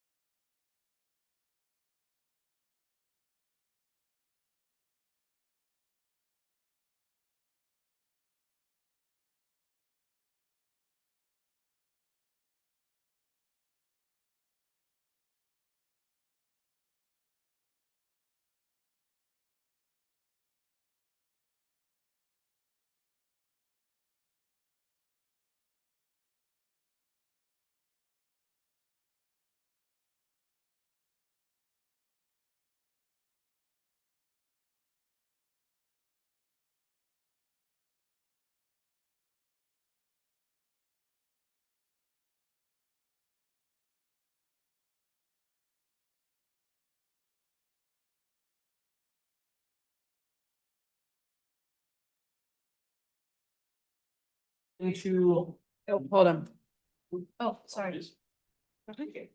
All right, so we're gonna transition into the housing division. This is once again, several funds rolled up under one division. Rachel will go into some more detail on all the different funds and some of their functions, and some of the work that they're doing towards council goals. But just to give a very high level, overview, you'll notice this is one of our few funds that is not primarily personnel. Personnel is actually a fairly, small piece of this. Most of what the housing division entails is dollars associated with loan and grant programs, as well as shelter operation service contracts. And so those are captured in that blue materials and services budgets. Just kind of something to point out. We talked about this a little bit yesterday when we talked about revenues. Many of the funds within this division are funded by internet revenues, be those federal, state, or local revenues, grants, grant programs, that sort of thing, including the Houseless Fund, CDBG, the Pro Housing Grant. The Houseless Fund, as an example, is primarily funded using the city's remaining ARPA funding, which is expected to be fully utilized by the end of December 2026. And then the CDBG and Pro Housing Grants are supported by federal dollars. And as has been mentioned, there is some risk associated with those funds continuing, and we will continue to learn more about that as the next months progress. And so teeing that off, we'll go over to Rachel. Great. So if you're not familiar, my name is Rachel Baker. I am the Housing Division Manager, and I've been with the city since 2018.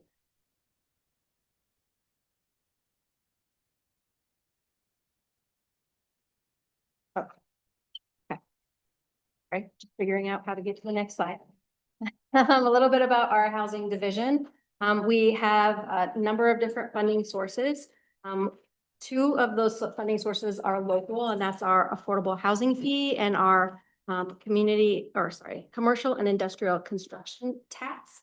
Those revenues allow us to essentially put them back out into the community for affordable housing development and public services. We have two other funds, the Community Development Block Grant Fund and our Pro Housing Fund, that come through to us through the federal government and HUD, or the Housing and Urban Department. Sorry, came straight from an AHAC meeting. So that's AHAC is our Affordable Housing Advisory Committee. So I've been talking a lot for the last 3 hours. Yes. U.S. Housing and Urban Development Department provides us with our Community Development Block Grant. We just received notice today that that has been allocated. So we lost about $20,000 from our allocation last year. Good news is that that's not a huge shift in our budget. And also we receive program income. So when we put these dollars out into our community, often they are in the form of loans, such as down payment assistance or loans to affordable housing developers that they pay back to us over time. This year, we generated quite a bit of loan repayment. And so that decrease in allocation funding is virtually made up in all of our program income. And so we will be able to award, as council approved just last week, or those awards at the dollar amounts that you saw. And some will be even get a little extra because we build in contingencies into those plans for additional funds when program income comes in. Those are our federal funding opportunities. And then we also have our Houseless Fund, which over the next biennium will primarily come from federal dollars and from a little bit of county partnership funding. But I have a feeling we're going to spend all those county partnership dollars before even the next biennium starts. So for a little history of our Houseless Fund, we have never received general funds for houseless operations. Every houseless service that we have provided over the last 5 years has come from federal and state funding. So we rely on that to do our houseless services. Some key budget highlights include that we have relocated staff for city funding oversight and delivery of our pro-housing grant activities. We did have a little bit of general fund dollars a couple years ago for middle housing coordinator. That was a temporary position, and now she will be moving into serving and utilizing those pro-housing dollars and giving the community that resource with her work.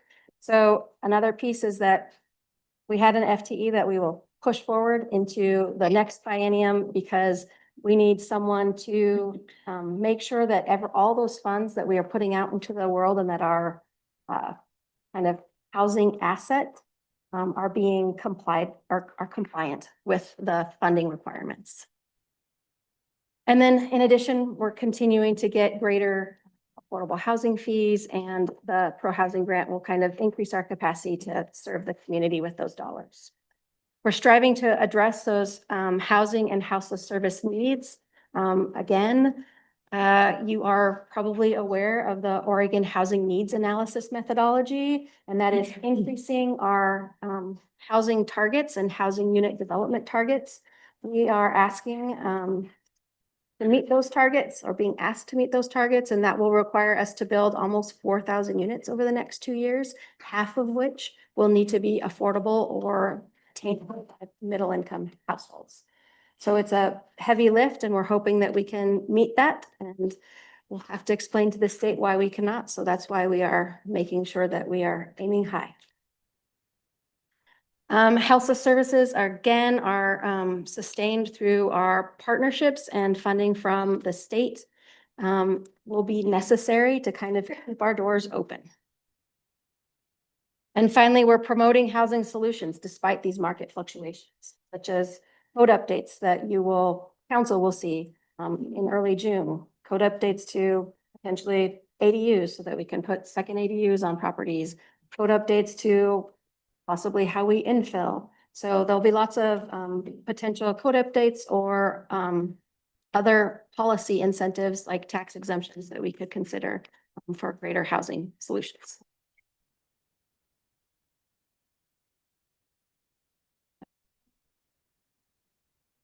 Again, I talked about those council goals. Here are those like direct numbers for you that we will need to permit 1,818 units at or below 80% AMI and 826 units at or below 120% AMI. Some of those direct budget impacts is that we are going to be doing some technical advisory analysis on the residential permitting process for an RFP. That's through the pro-housing grant, and an architectural design set for ADUs, and that's also through our pro-housing grant funding. We also need to support at least 525 shelter beds and a facilitation of 300 transitions to more permanent housing. And those are through those houses services grant programs that we put out, and that's will be spent over the next 2 years. That's about $3.1 million for our temporary safe state area up in Juniper Ridge, and those programs that support folks to transition from that area into more permanent housing. And then we will be exploring an alternative revenue and incentive program. Again, affordability is required across the entire housing continuum. It's not limited to just affordable housing. We need to make market rate units more attainable for our community, and we need to make affordable home ownership more of a possibility. And so what we do as a housing division might not be directly towards affordable housing. We might be looking at policies and incentives that continue to create housing across this. Talked a little bit about those 2 local funds. Previous affordable housing funds have served 102 households with rental and home ownership opportunities in the last biennium. And the last commercial and industrial construction tax award served 2,300 of Ben's low-income members. Finally, those incentives that I've talked about, such as property tax exemptions or SDC exemptions or expedited review, those make community development block grants more expansive and make our pro-housing grant more attainable to affordable housing developers. So we're expecting to put out 4 million of the pro housing grant in the form of a revolving loan for the purposes of developing affordable housing. And we're expecting those community development block grants to support similar numbers as they have in the past of 4,054 low and moderate income Bend community members in the last biennium. And we hope that we can continue services at our shelters and safe parking spaces, which allowed 167 persons to move into permanent housing. Any questions? I know you're all eating, so please finish your. Did anybody have any questions for Rachel? Okay, Gina. Just to clarify at the end there on the pro housing grant and the CDBG, so are you planning on kind of distributing the pro housing grant sort of like you do the CDBG, but with less like reporting requirements and things like that? It'll have the same reporting requirements. It's still federal money. Oh, but it's ours. It'll.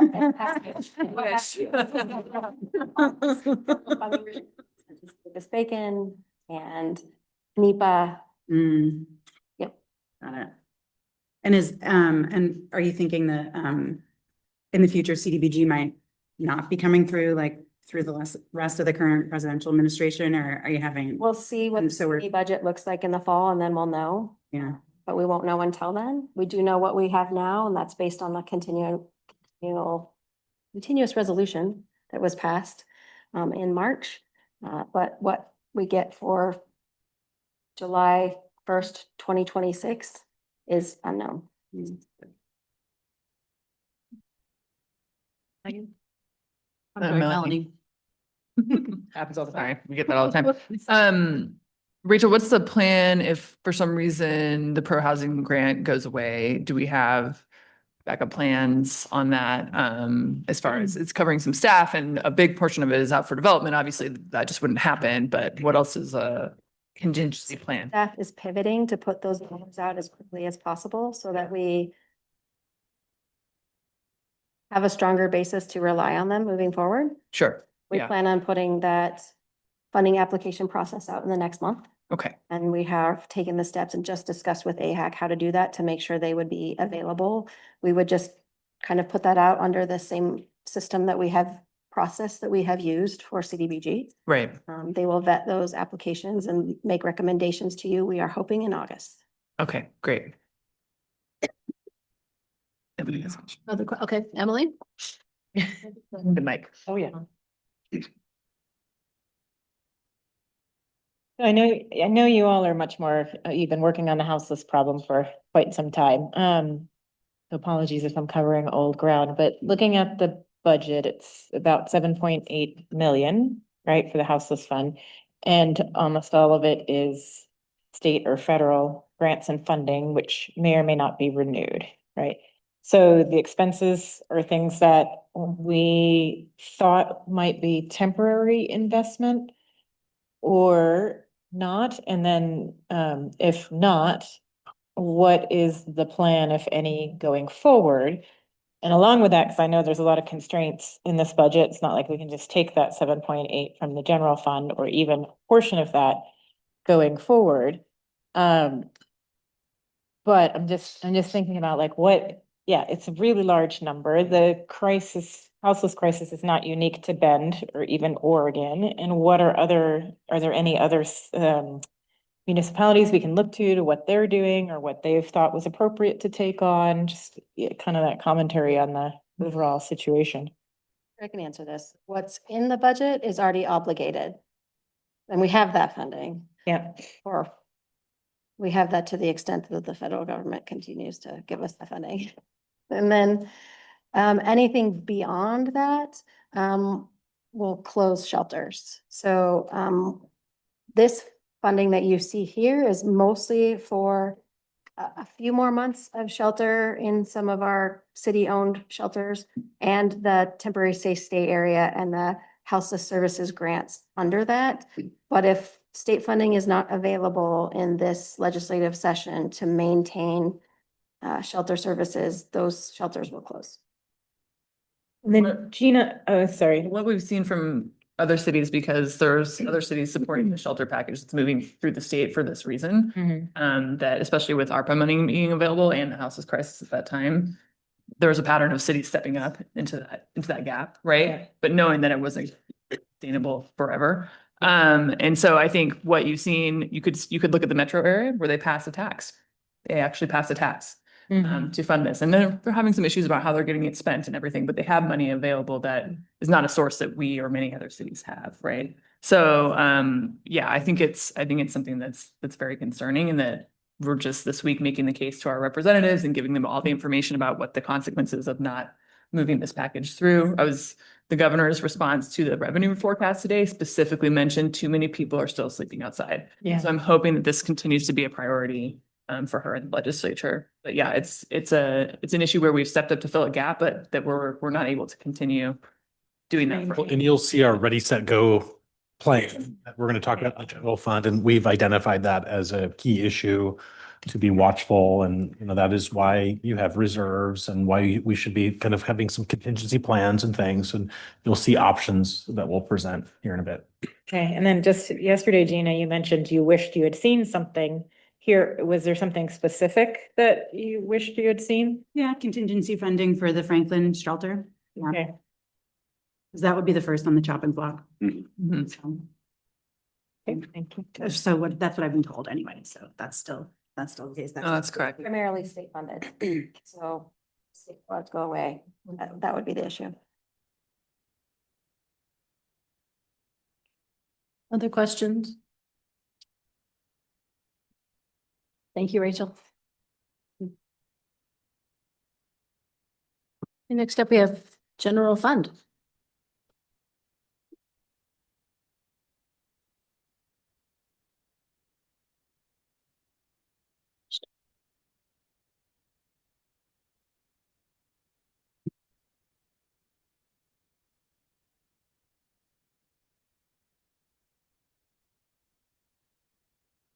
So I'll just kind of tee this up while they're getting the presentation ready. So I think we are going to get to the general fund, but before we get to the general fund, I think there was a healthy discussion at the end of yesterday around just reserves. So we're going to talk bigger picture reserves, kind of citywide, and talk about kind of the difference between infrastructure reserves, and then drill into the general fund reserves and then those scenarios and impacts on general fund reserves, given some of the concerns on those outer years. Again, we are within our financial policies. We recommended, or the budget that we put forward is a budget that we can stand by. We're not presenting you with anything that we don't think is realistic given the circumstances. However, it is a budget committee.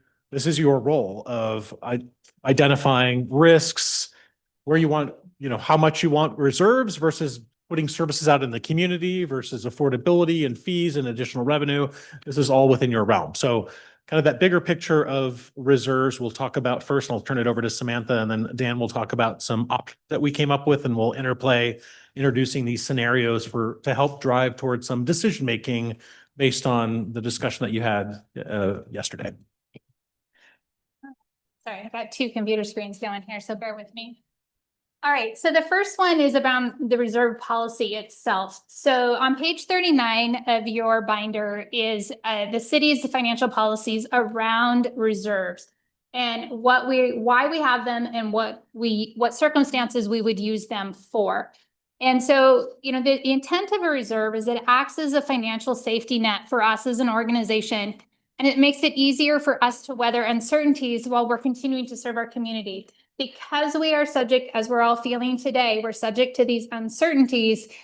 We have to be really careful of being mindful of being able to sustain ourselves during these downturns while we wait to see if that downturn or that transitional impact is a short-term situation or if that's going to be a long-term situation that we then completely need to restructure, realign, all of those kind of things. But we do that as in alignment with council, with committees, with staff. So it becomes a bigger discussion.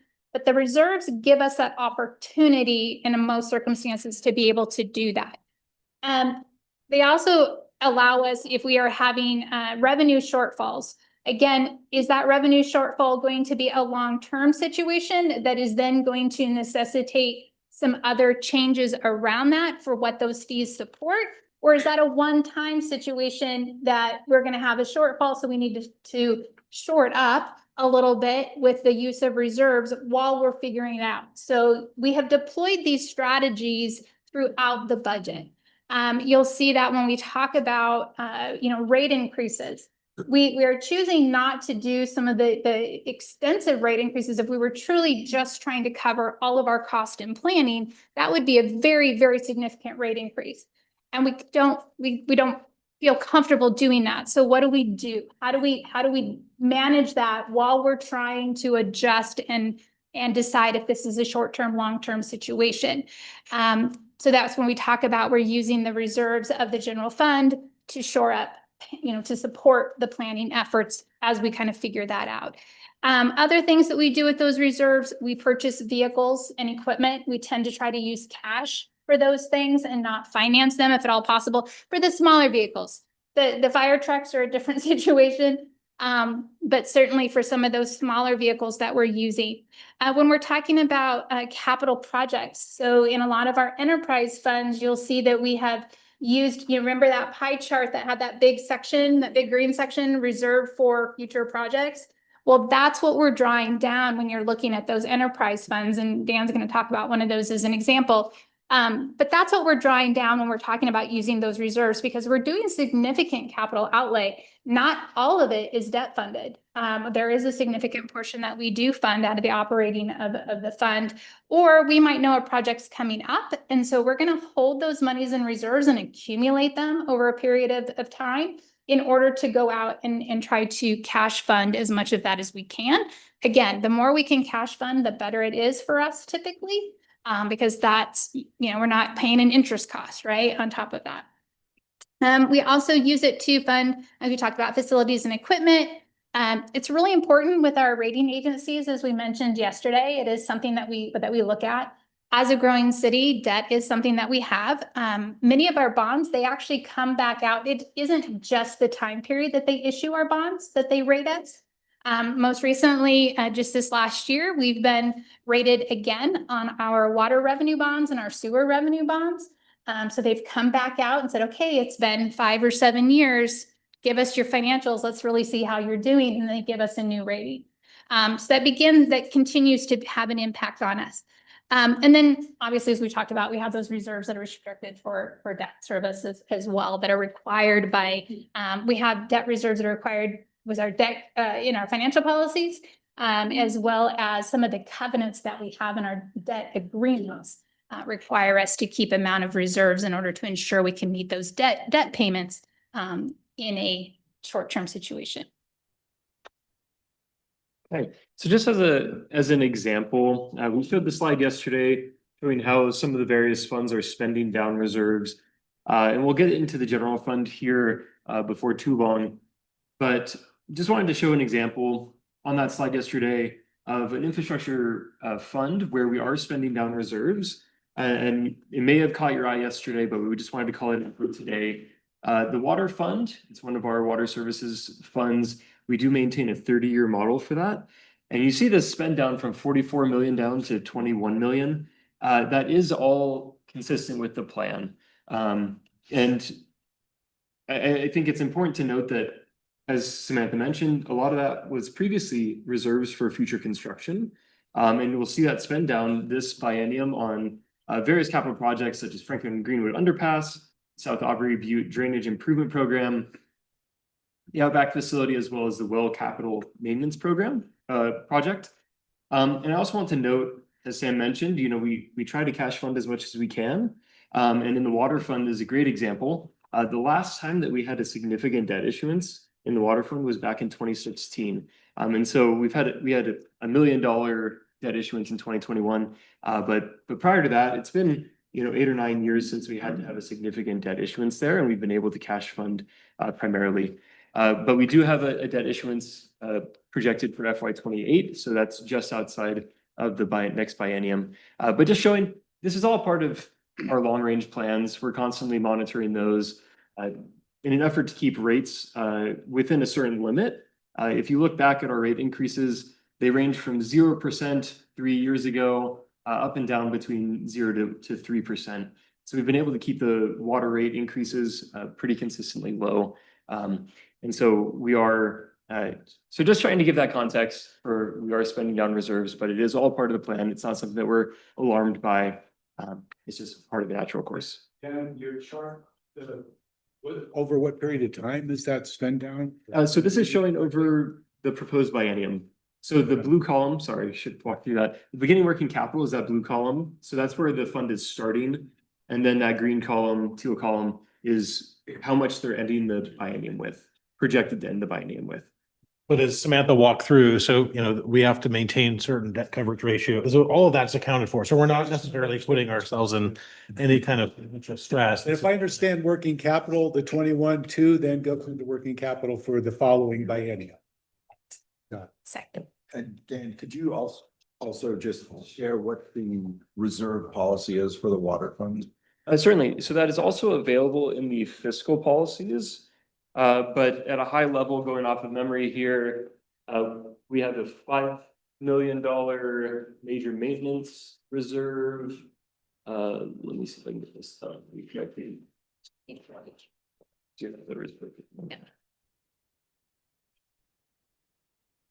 When did we approve the master plan? Apologies. The water system master plan, was that 23 that we approved that update?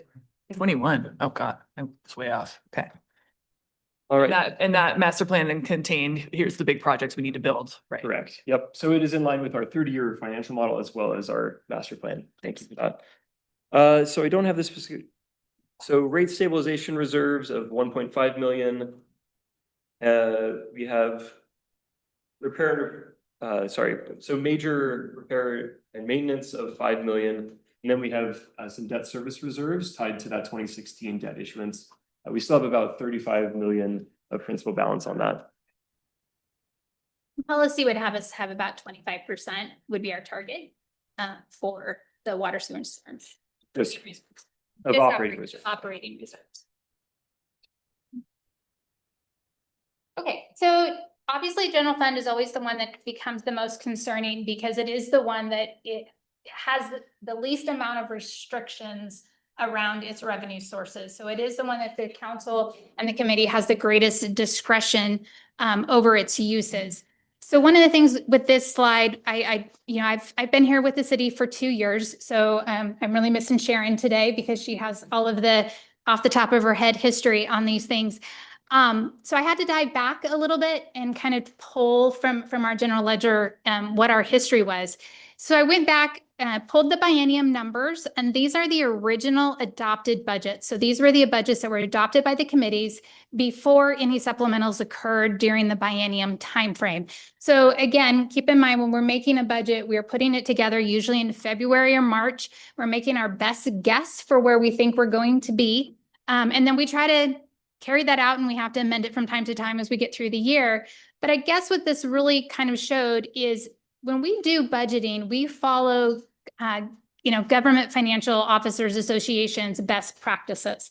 That best practice tells us that we should be conservative when we recognize our revenues. So we should always err on the side of caution. So if we're looking at our high and our low, we're going to be somewhere in the middle toward the low. We're not typically going to choose that high number unless we know that it's sustainable. We got to feel really, really confident about that high number in order to include it. But yet when we're looking at expenses, again, that best practice would tell you that you need to budget reasonably what you really think you're going to potentially have to pay. So when we talk about the insurance increases and included in the budget is the 20%, because that's the number that was told to us back in February, March, when we were putting this budget together. We could reasonably anticipate that could be something we would have to pay, and that would have a significant impact. So we did include that in the budget. And that happens. But as a result of that, when you look at these numbers, looking back in history, you're going to see the blue columns here. The blue column is the beginning working capital that we were planning, that we had for that year, that we forecasted to start that biennium budget with. The green is in the general fund, these are all general fund. That's where if I look at those reserve numbers that we had identified, that we think this is how, if we go collect every dollar we think we're going to get in revenue, we spend every dollar that we have budgeted in expenses, this is where we could potentially end the year. And what you're seeing there is this history of budgeting where we are budgeting to have less at the end of the year than we started the year, the biennium with. And that is, I hate to say this, it is somewhat standard practice in public budgeting. And the reason for that is because we really rely on trying to be conservative, and we want to make sure that we are not allocating revenues we can't, that we're not going to receive. But as we go through the year, we very much diligently try to bring these numbers more into alignment. Just because we have budgeted authority does not mean we go spend it. Part of that is because we're monitoring those revenues every single month, and we're looking at that ready, set, go. We're looking at that projection, and are we on target? Are we on track? And not just for that one revenue line, but the entire revenue line of that fund. We're also looking at all of those expenses. Where are we coming in? How are we doing? And are we netting out where we think we should be at this point in the year? Does that meet our history? So our indicators all online, and we make adjustments throughout the year. So this feels really uncomfortable when you put it in this kind of a format, but I have to tell you, I've been doing this for about 17, 18 years. And this is a standard practice in public government because it's just, we have so many uncertainties that we work with, and we don't want to impact program. So we're very careful of the limit. That said, I then went and looked at our actuals. So what actually, oh, sorry, other one, thank you. 2 screens. So then I went and looked at actuals, what really happened. So we had a plan. We had our plan to monitor that and control that because we never want to really get that low if at all possible. So this is what really happened. We flipped. Historically, the only one biennium that we actually brought in our ending fund balance lower than the beginning fund balance was simply because there was a set of monies that by government financial officers requirement was for our post-retirement benefits, required us to pull that money out of general fund and create a separate fund for it in 2018. So that's that drop that you're seeing. It's not really that we used the money, we moved it. It went into a different fund outside of general fund. But other than that, every year we have had we've had more ending fund balance than what we started the year with.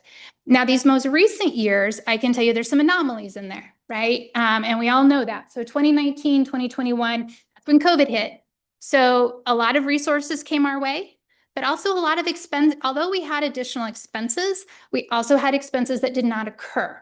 So, we didn't do a lot of training. People didn't fly. People didn't go to classes. So there were things that we didn't do that also you had additional resources, you had less expense, gave you a little higher, gave you a much higher beginning fund balance.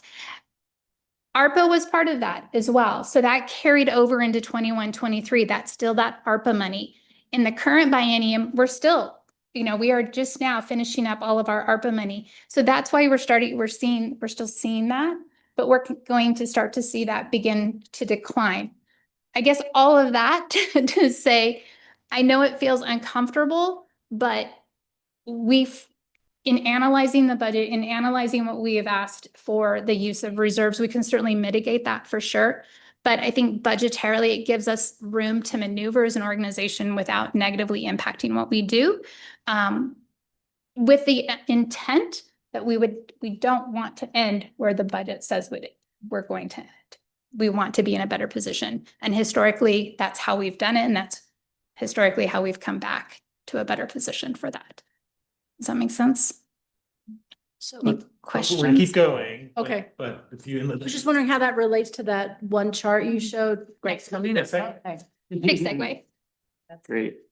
Thanks for the address there. So this is a pretty familiar chart from yesterday. We did add a couple more years. We had the question about kind of what did it look like pre-COVID. And so we did add FY18 through FY20 there. And you can see that we were much closer to that reserve, that fiscal policy, built those reserves and then declined again. So just to talk a little bit about the general fund, and we'll get into kind of what we're projecting forward.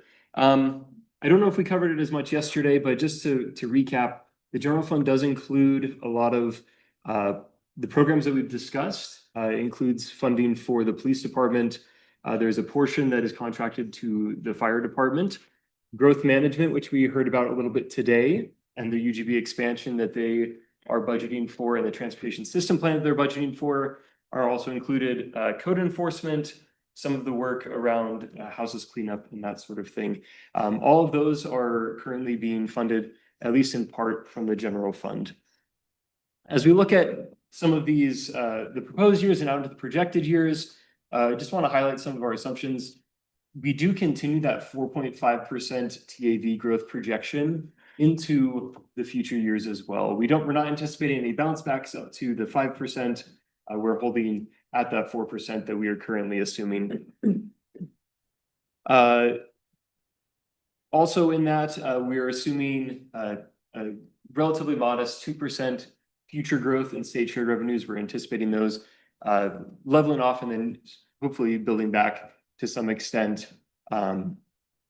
There's a lot more information on this in the general fund section. I did also want to highlight a few of the subsidies that are coming out of there. We talked about it a little bit so far, but on page 87, we have a full list of the subsidies coming out of the general fund, as well as some of the special purpose transfers that are impacting the overall health of the general fund. I mentioned the fire subsidy. That is a contracted rate. We had a budget question come in earlier in the week asking about the fire increase. That is tied just to the TAV growth. So what we're seeing is that 4.5% flowing through to the fire increase. The streets and operations subsidy, the 6 million in the first year and 4 million in the second year. That 4 million is tied to the TSP. There's a call for support for the streets and operations fund. And there is additional support from the general fund helping to offset the Juniper Ridge Public Works campus and that debt service, kind of as a bit of a pay down of that debt for the streets and operations. Since we're bringing on that new transportation fee, we were trying to soften the landing of the new public works campus. We've already addressed the planning subsidy. Business advocacy, that's largely tied to the movement of the position from CDD admin into business advocacy. There are proposed fee increases associated with business licenses that will cover a portion of that position, but it's largely going to be covered by business advocacy, by the general fund. And then lastly, the cemetery, there's a small ongoing subsidy there that we rediscuss every biennium. Would anyone like to buy a cemetery in this town? We have a great one. Oh my gosh. Fair question. And there's additional detail on all of these in the narrative section. We just wanted to kind of highlight the breadth of the general fund, that it really is touching on so many different departments and business operations, that it's helping to keep the city on track and also execute council goals. And so we'll talk a little bit more, but in those future years, it really is just the revenues are stagnating. We only project operating revenues to increase by about 3.5%, whereas the expenditures are increasing by more around 7 or 8%. And so there's just widening that gap in the general fund. Can I ask a question? I have two. Reconciling these numbers to the slide before, are they supposed to be like some ending periods look higher, some look lower, but they're supposed to basically match pretty closely? This versus the prior slide? This one is solely just general fund. You have general fund stabilization in your slides. That's a very good point. I apologize for not starting with that assumption. So this is general fund operating reserves as well as general fund stabilization fund, which is a separate fund, but it is, I mentioned it yesterday, it's investment income. Half of that is passed through to this fund as sort of a backstop and a emergency fund. And so those numbers are included here as part of that 16% fiscal policy. But Samantha's numbers are solely general fund. They're solely general fund. Okay. Standalone, separate from the general fund stabilization. And a second question on the next slide. Let's say if you look at 21 through 23, and even in 24, the delta between revenue and expense, what parts are different then versus now on a proportionate basis? So expenses are growing faster than revenues now and in the 25 to 27 period. I guess which categories have changed most, whether absolute dollars or percent? I guess I'm wondering fundamentally what has changed. Yeah, I think the big thing is Increase. kind of going back to what Samantha was saying during COVID, where we had a lot of vacancies, we had a lot of turnover, people, just a lot of churn within the organization, which just, were a lot of that savings. It was the double whammy, savings with a lot of vacancies and then all this new revenue coming in. Mhm. Now we have fully staffed up, like for using police as the example, 100% staff. So now all those folks are flowing through the budget. So we had the authorized FTE, we just had savings because of some of that churn during COVID that a lot of us experienced. Okay. And kind of to your point, in those years with that lower expenditure, you need fewer reserves to have a higher percentage of reserves, right? Because you're changing that denominator. And so that's a big portion of it. There are multiple factors at play that make it a little bit hard to parse it out. It's not really normalized for expense. So, and the 18% is the target, right, in the policies for the operational reserve for 16. 16, okay. All right. So then why is 27 to 29 lower than that? Well, and that's what we're sort of saying. I think kind of the punchline to what Samantha was saying earlier is we've always been sort of conservative on both sides. We've always this is the worst case scenario. We'll talk about some scenarios that bump that back up. So we're going to show you kind of a different trajectory. And a lot of that is based on some of those out of year assumptions where it gets a little bit fuzzy, but we're going to talk about a strategy in just a few minutes.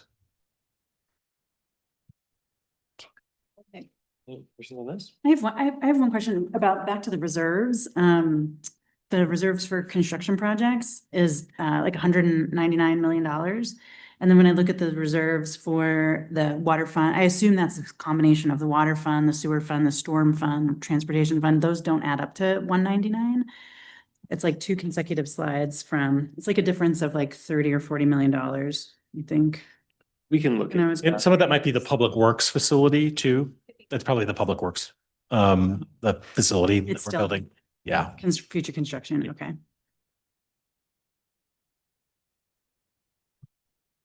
I have a question. What would be a level of reserve that you would feel, what's the tipping point? What would be a level if you drop below, you'd hit the panic button? 16%? Yeah. I mean, I think that, do you want to take that? Either way. Yeah. I would say for me as the CFO, I'm in a yellow zone right now. I'm in a really strong watch position right now, and we're going to go in more into that going forward. Because although we can, we can change these numbers, all the uncertainty that's going on that we don't know, there is a lot of risk, but I can't plan for that because I don't know what it's going to be, or if it's even going to be as bad as everyone is concerned it could be. So I think for me, the bottom line, is always going to be our council policy, which is that 16%. So anytime we start getting kind of, close to that 16%, we're in a watch mode. But if we hit 16%, we're done. That's the red zone. You got to stay here. We got to do things differently. So that would be my recommendation to my city manager. We're not there yet, but we're on our way. Exactly. Right. And so we'll talk about how to change that graph here. I think we've anticipated long enough. All right. Dan, you want to walk through this? And we'll kind of tag team. So what I did is I met with the team this morning, kind of based on some of the comments, and came up with 3 different scenarios here. So let me kind of explain them. First off, all the scenarios, what we met with our HR department, who's helping with our broker lead those health premium negotiations. So we have 20 and 20 in the budget. We are seeing signs it's coming down. So I'm comfortable. We're still leaving a little bit of room there of adjusting those to 12 and 15% across the organization. So that would affect all funds. We're really focused on general fund here. So remember that, essentially all a dollar that you spend citywide, it may be on average, and it depends on general funds, a little more personnel heavy, but it's typically 27 cents. Talk about the total revenue, 27 cents is every dollar you save, 27 cents flows to the general fund. It's not a 1-for-1. But it does help because there's also some subsidies that the general fund is supporting. So we've accounted for that. So all these scenarios assume that change. Scenario one is the most extreme. This assumes no new hires across the organization. I really want to emphasize, though, that not all 14 positions affect the general fund. And actually, a very small amount does. This is just showing you what that looks like. And remember that I think the total bill for the 14 positions was 2.5 million. But that would again flow through that's citywide, but not all of that flows through the general fund. So just making sure that that's understood. What we are saying in that that scenario one is that more kind of all-in scenario. The other is we are holding 12.9 million in reserves from Juniper Ridge land sales. So none of the numbers that you saw up there of the general fund reserves, that's the stabilization and operating reserves. It does not include the land sales. We're holding about 12.9 million. It says put all of that money that we have, and this is money that we have in the bank. This isn't any, we did have land sales over the last 2 years. That would all just go into reserves. So right there, it changes that. You can see that first scenario takes our ending reserve balance to way above that 16%. So that's that first scenario. Scenario two assumes, again, the top thing all scenarios apply to, or the top assumption around medical insurance. So it's a little bit less in scenario two that we would delay the automated traffic positions for 1 year. As we talked about, it takes a while for that revenue to come in. Be delayed 1 year. We would remove the 2 other police positions in the general fund. Those are general fund supported. Those would be removed. We kept the other general fund related positions, which are related to the transportation fee. So we just passed this fee with increases, and I think we thought, well, we should probably make good on that promise of improving service, and that requires the hiring of those folks. So those folks are added back in. And again, those positions that aren't part of the general fund are added back in scenario two. And then we take a less aggressive approach with those reserves from the Juniper Ridge land sales. And instead in 27, 28, and 28 and 29, 2 million each year into that get transferred from those land sale reserves into the general fund, so that you can see that result. And that scenario two is the staff recommendation. Scenario three is the kind of keeping the budget as is, so not eliminating any of the proposed 14 positions, and still though transferring that 2 million per year from Juniper Ridge land sales in those out years after this plan. So Dan, I'm sorry, did I cover all of that? Yeah, so just to reiterate, those health premium savings would be applied in all of these scenarios as well. And did you mention the subsidy? Oh, I forgot to. So the health insurance, because it's across the board, that subsidy from the general fund to the planning fund and to our streets and operations fund also are reduced commensurately with those savings. So you see that up there too. So that's to kind of give you something to react to. You can mix and match. You can discuss it. We wanted to kind of reflect some of the concerns from yesterday. And so now the result of that, I mean, the visual would be the scenario with the staff recommendation. So this is that scenario two.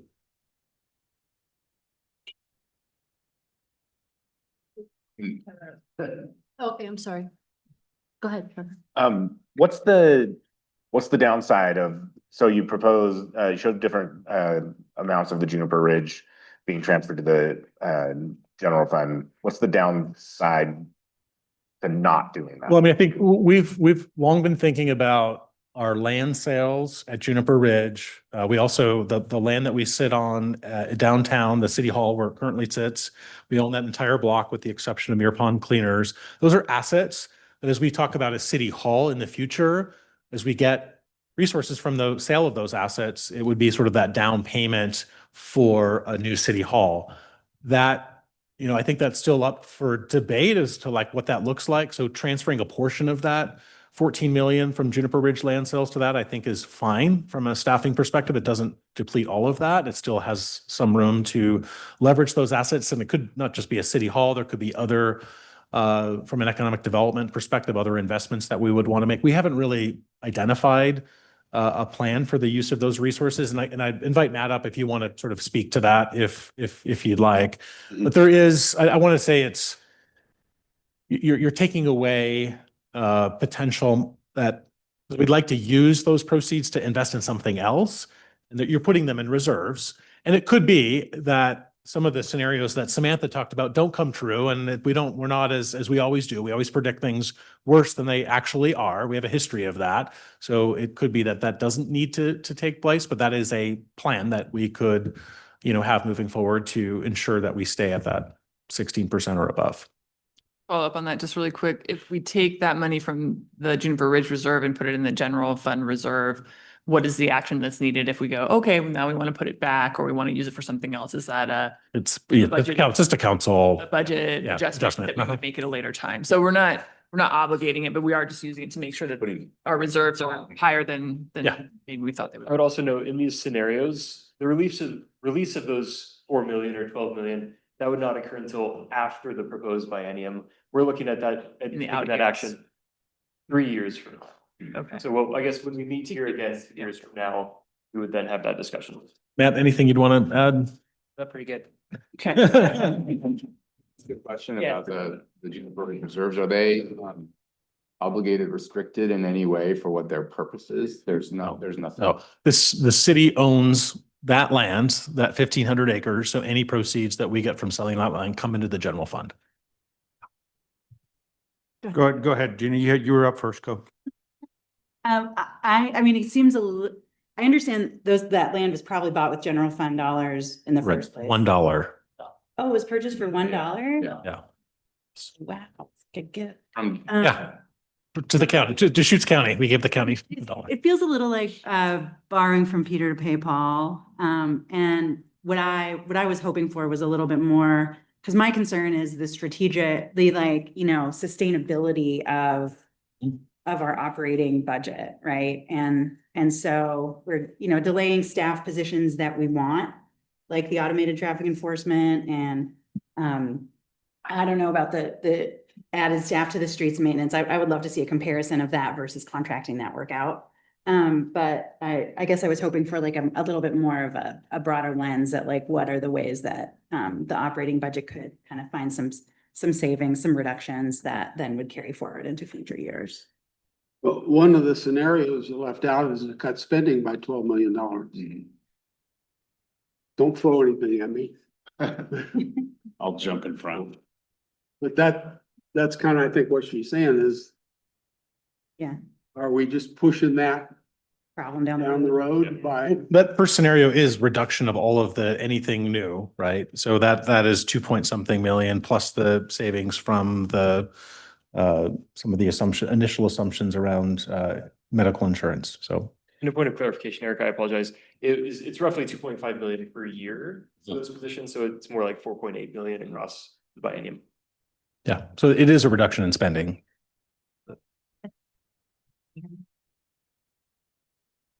Glad you're back up, Matt, because I was hungry earlier and I didn't want to follow up on Jerry's question, but since growth management is related, yeah, I was really noticing personnel was around 1.3 million, or at least salaries. And then that consulting that Jerry asked about is 2 million. And I didn't understand what that was, 1 million each year. And just looking at those numbers of general reserve, that like $2 million is a lot and actually can contribute to a decent percentage increase in operating funds. So that I'm curious about. And I'm also still curious about like, well, if we're weighing trade-offs, what that consulting is that more important than say allocating some funds to like the Franklin contingency, right? So there's, I'm seeing like where this is one area that I suspect it could be padded. So, to be And that, conservative. just to clarify, because it's not necessarily Matt, it's the growth management plan. Yeah. That Colin talked about. That's kind of a 4-year plan that has all those like housing capacity analysis, that's all growth management and community and development department.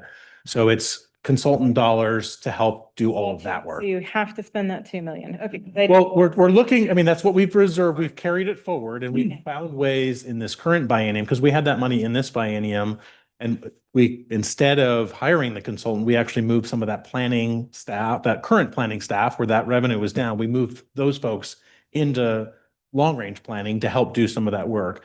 Some of that work moving forward, though, is pretty technical. So it just is outside of some of that staff expertise. So we know that we will need some consulting work over the next 2 years, and that is what's in the general fund.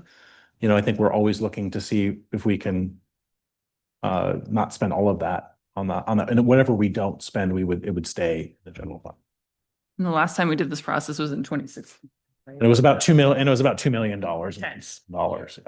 Okay, that makes more sense, because I was just like, such a big round number, and there's other areas that Yeah. there may be some need. And then following up on that, then I go, okay, I hear you're paying Peter to pay Paul, well, I forget the saying. But if there is this unrestricted reserves, and then there are some other areas like, you know, the houseless crisis is really big and the community is really upset about it, and do we need to fund something at least for a few more years as we are trying to get people the path into housing? It's not meant to maintain forever, but do we need to take some of that that's unrestricted and allocate elsewhere? So Dan, you have more slides? That was a good time for this discussion. One remaining slide. Oh, there's a ready, set, go kind of plan as well. See that? And just see that real quick, and then we can take questions again. You want to? Yeah, no, this is so similar to what you heard from the Ready, Set, Go plan with our private development, our community development department, where the indicators that we're watching, so that I'm not going to read through the screen here, but the idea is going down to the go is we also, I think there were some ideas around diverting some of those discretionary funds. Those are franchise fees. So franchise fees could, right now, that 25% accessibility, 75%. These are water and sewer franchise fees that potentially we could look at in the future. We also have the exact same sort of strategy with our private development of holding positions, using this as a guidepost and watching the budget very closely, and our commitment to come back to you this September with the actual metrics under these categories, and then some suggestions about, you know, where we might want to target some of those resources, including kind of the results from the legislative session. So if for some reason the package doesn't go through, we'll have to start making some decisions about maybe some of those reserves we need to deploy differently, or, you know, we need to look at other, you know, other more drastic options. So I just want to make sure that, as we keep saying, we don't just sort of say, oh, we've passed a budget, we're just going to hope that that pans out. We don't do that. We monitor it on a monthly basis. So that's, then we can go back to this. Can you go back to the scenarios? Yeah.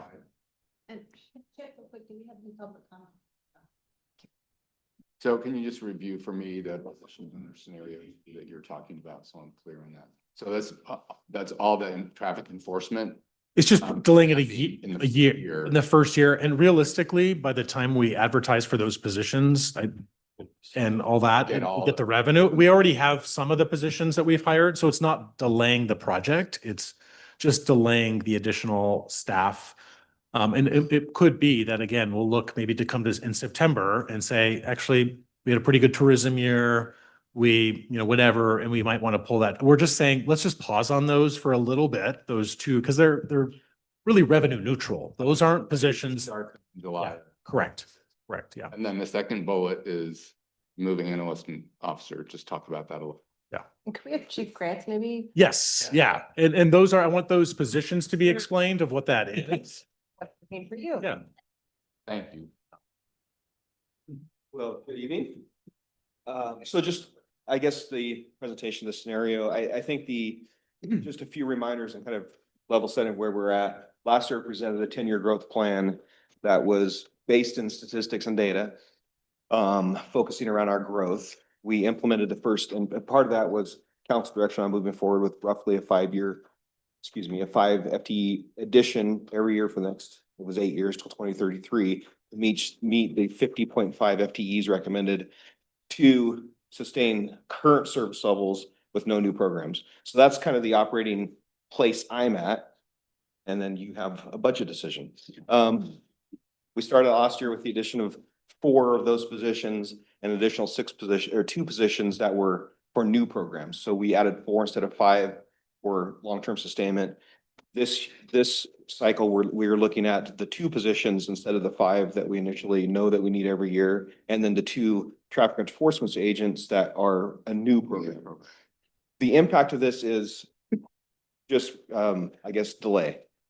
So that's, I mean, when we look at it, right? Delay in a growth plan that we've for years not kept up with, and further delay in that. So it just puts us further behind for the future, but also the delay of the traffic automated enforcement program a bit. And the 2 impacts for the personnel are, you know, we were very strategic in the selection. One is a computer forensic crime detective that looks at CSAM or ICAC, internet crimes against children cases, and digital forensics for criminal investigations. And the other one is the training analyst that looks at, specifically, he keeps up with all the training requirements that we continually get that unfunded mandates from much of the state, but just other requirements for training. So it is an impact. We operate like that now, though. So we would just continue to operate and get a little further behind, but you know, that's what we do. One of these positions is dealing specifically with crimes against children. Yes. Which is something we heard a concern something about that last went budget. cycle. Yeah. We added one detective last cycle. You need another one. This is the computer system that works. I guess why, out of the scenarios, why is it only the police FTEs that were looked at? It's the general fund. So the only general fund positions are the transportation ones, which are tied to that new fee that the council just passed, and the police. Those are the general, those have the most impact on the. This is new FTE, right? Correct. Focused Just the on- new, just. Right, but why does it also, why does it have to be an FTE? It doesn't have to be. I think we were talking about the new positions that were in the budget. So, I mean, there could be others. These are just things to start the conversation. Doesn't mean. People are the most expensive. Yeah. Typically are, and they're an ongoing cost. And if the idea is to reduce some of those ongoing obligations, it's people.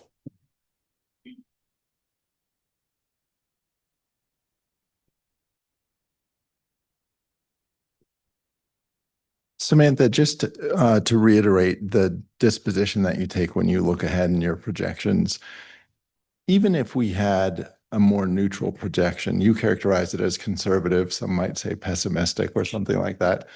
But if we had a more neutral projection, I can't, tell me if this is correct.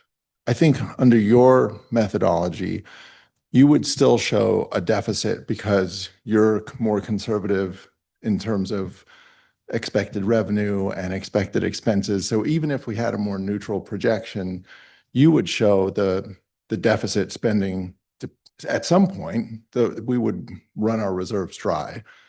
Yes, because when you're projecting out those future expenses, you're typically going to project, you're going to be reasonable, but it's still an assumption of increases that aren't always what actually come to play. But you also, you want to be reasonable in what those assumptions are. So that's what we have tried to do in our models. Our models try to reflect what's a reasonable assumption. But I think, anytime you're kind of that far out in your projections, your revenues get even more conservative, because we don't know, like right now we're talking about the real market value, our taxable assessed value. So we're only forecasting a 4.5% going out across the board. That's not recognizing any new construction project that would assess value, any of our things that are currently in tax deferral for any particular reason that might come onto the tax rolls in future years, because those are kind of built out. And we don't have that data to know exactly when that's going to happen. And so there's always this room for that revenue to be understated. And as it is understated, it will. I would just say kind of that those out years in 27, 28, remember, we're doing an urban growth boundary expansion or growth plan. It's not to say it's going to be this huge UGB. We are not projecting any additional land coming. We're, again, conservative, right? Because there's annexation fees that folks have to pay to come into the UGB. Then there's all the development that happens that comes, none of that is projected. So again, very conservative. We're not speculating on new development. It is more of just kind of a status quo. So then our expenses under your approach are at some point, our expenses are always going to be greater than our revenues. And it's sort of our job to make sure that we keep pushing that date out far enough so that we take steps before we get there to ensure that those lines don't cross. Thank you. Well, to Babak's point, and I think also maybe Gina's point as well, one of the things that I've asked about in several of these places is the training budget. And in my old job, every once in a while, you would say we're going to take an efficiency, and we're going to say it's an efficiency across the entire enterprise, and we're going to charge a tax. And so I'd be interested in what would a 10% harvest from the training budgets, because we're under executing those typically, what revenue would that generate for us? And the thing I don't like about a peanut butter spread like that is that it's a blunt instrument. So I don't like it.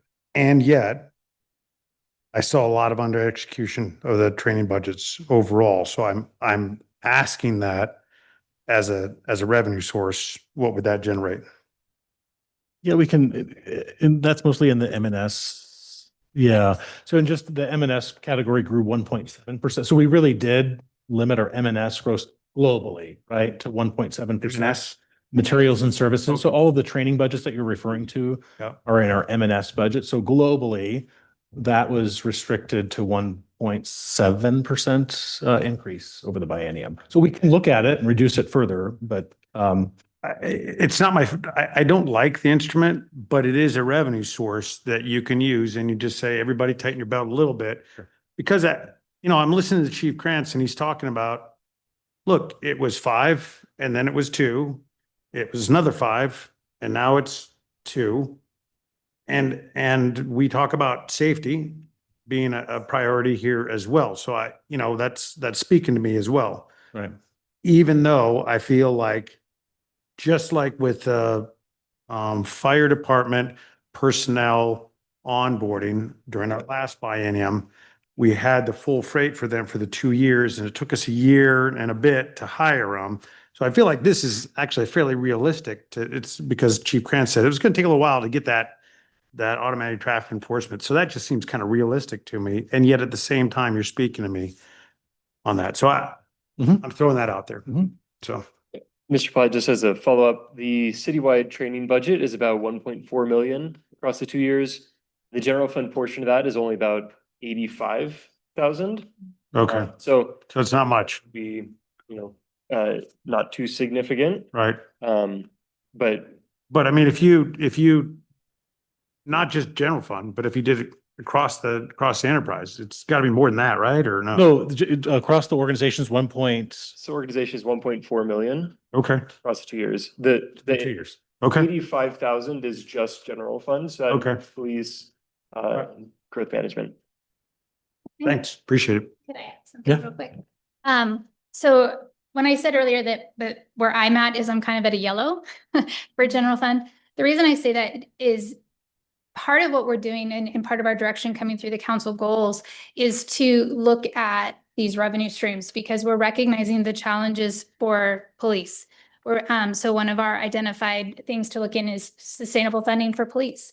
We are talking about sustainable funding for fire. So we are meeting with the rural fire district now and having conversations about what that looks like for our future as a city.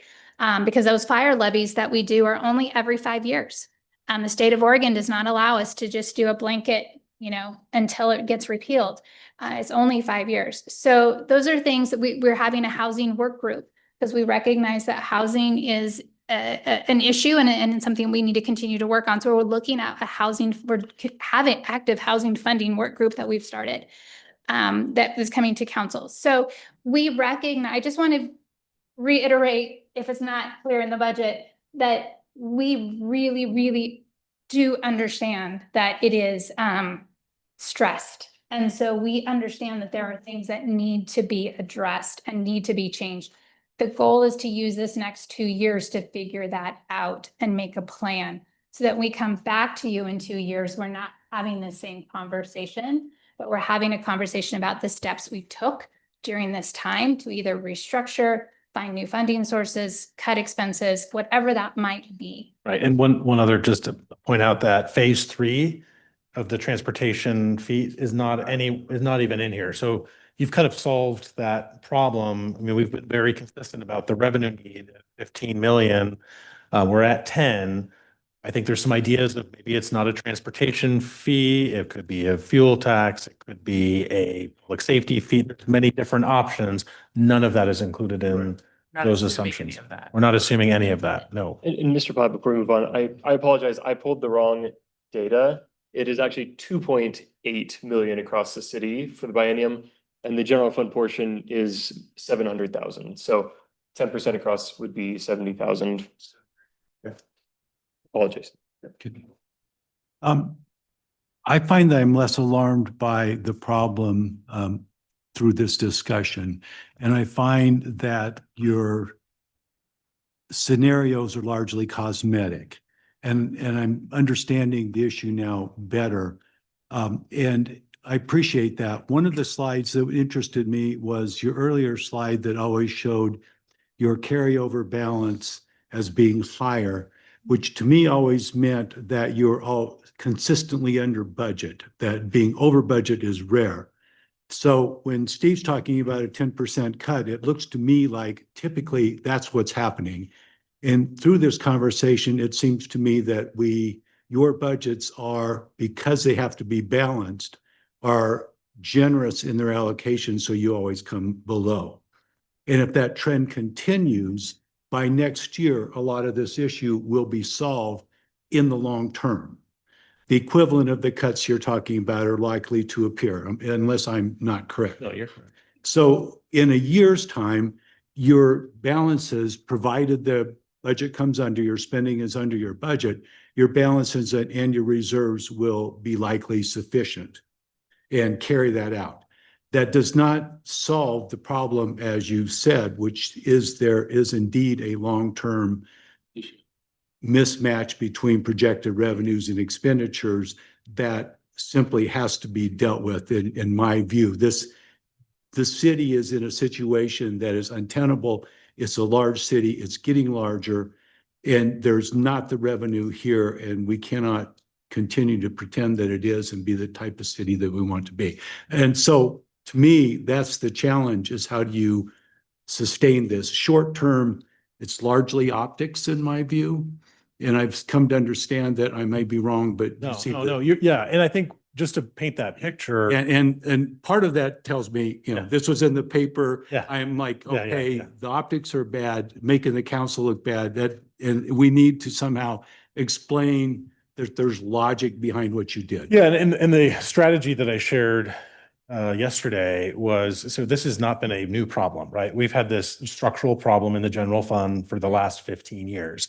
And every 2 years or so, we first did a raise in our transient room tax. We gave our general fund some money in 2013. We did before that, a transportation bond in 2011.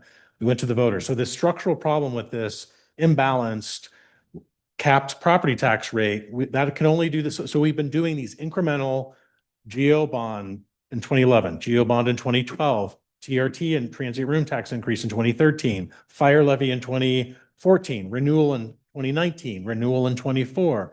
It's all because of that general fund, and it's this exact problem. So we've been attacking that problem with little bite size, getting the planning, for example. Planning used to be, or not just planning, but a lot of our community development was in the general fund. We've slowly gotten it out, kind of took it all the way out, but then we've had to sort of balance that back and saying, can't be just fee dependent. We want some subsidy there for customer service. So that's kind of balanced. Same thing with transportation. So the transportation is that structural issue because those costs, our pavement mile, to pave a mile of street is like doubled in the last, our revenue is not doubling. So we've had to supplement to get that service level up with those fees. So it is not a new problem for us of this property tax not keeping pace, and so you got to come up with different revenues. And Samantha says that's why we have about 6 or 7 different funding options in our council goals. There's quite a few things that council wants to look at.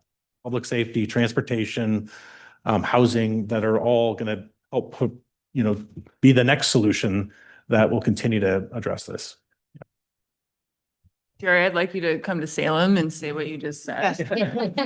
And the editorial. Because this is an issue, and I want to also, so I sit on the board of the League of Cities, the Oregon League of Cities. This is not a Bend's only issue, right? This is an issue that cities, especially our peer cities, are facing at the same time. I'm aware of the structural issue. Yeah, so I think, but telling the story is very difficult, right? When we But have a then- 2-year budget, like. Right, that's what I'm getting to, is to me, this is, in getting to Gina's point, I understand, but it's largely cosmetic, and any of these changes are cosmetics. So as a member of this committee, I say go forward with the budget and see what happens in a year. Mhm. But as a public relations matter, I question whether the bulletin and other people are going to say, well, gosh, this looks so bad. So to me, that's the type of question you're in right now, or the committee's in, and focusing.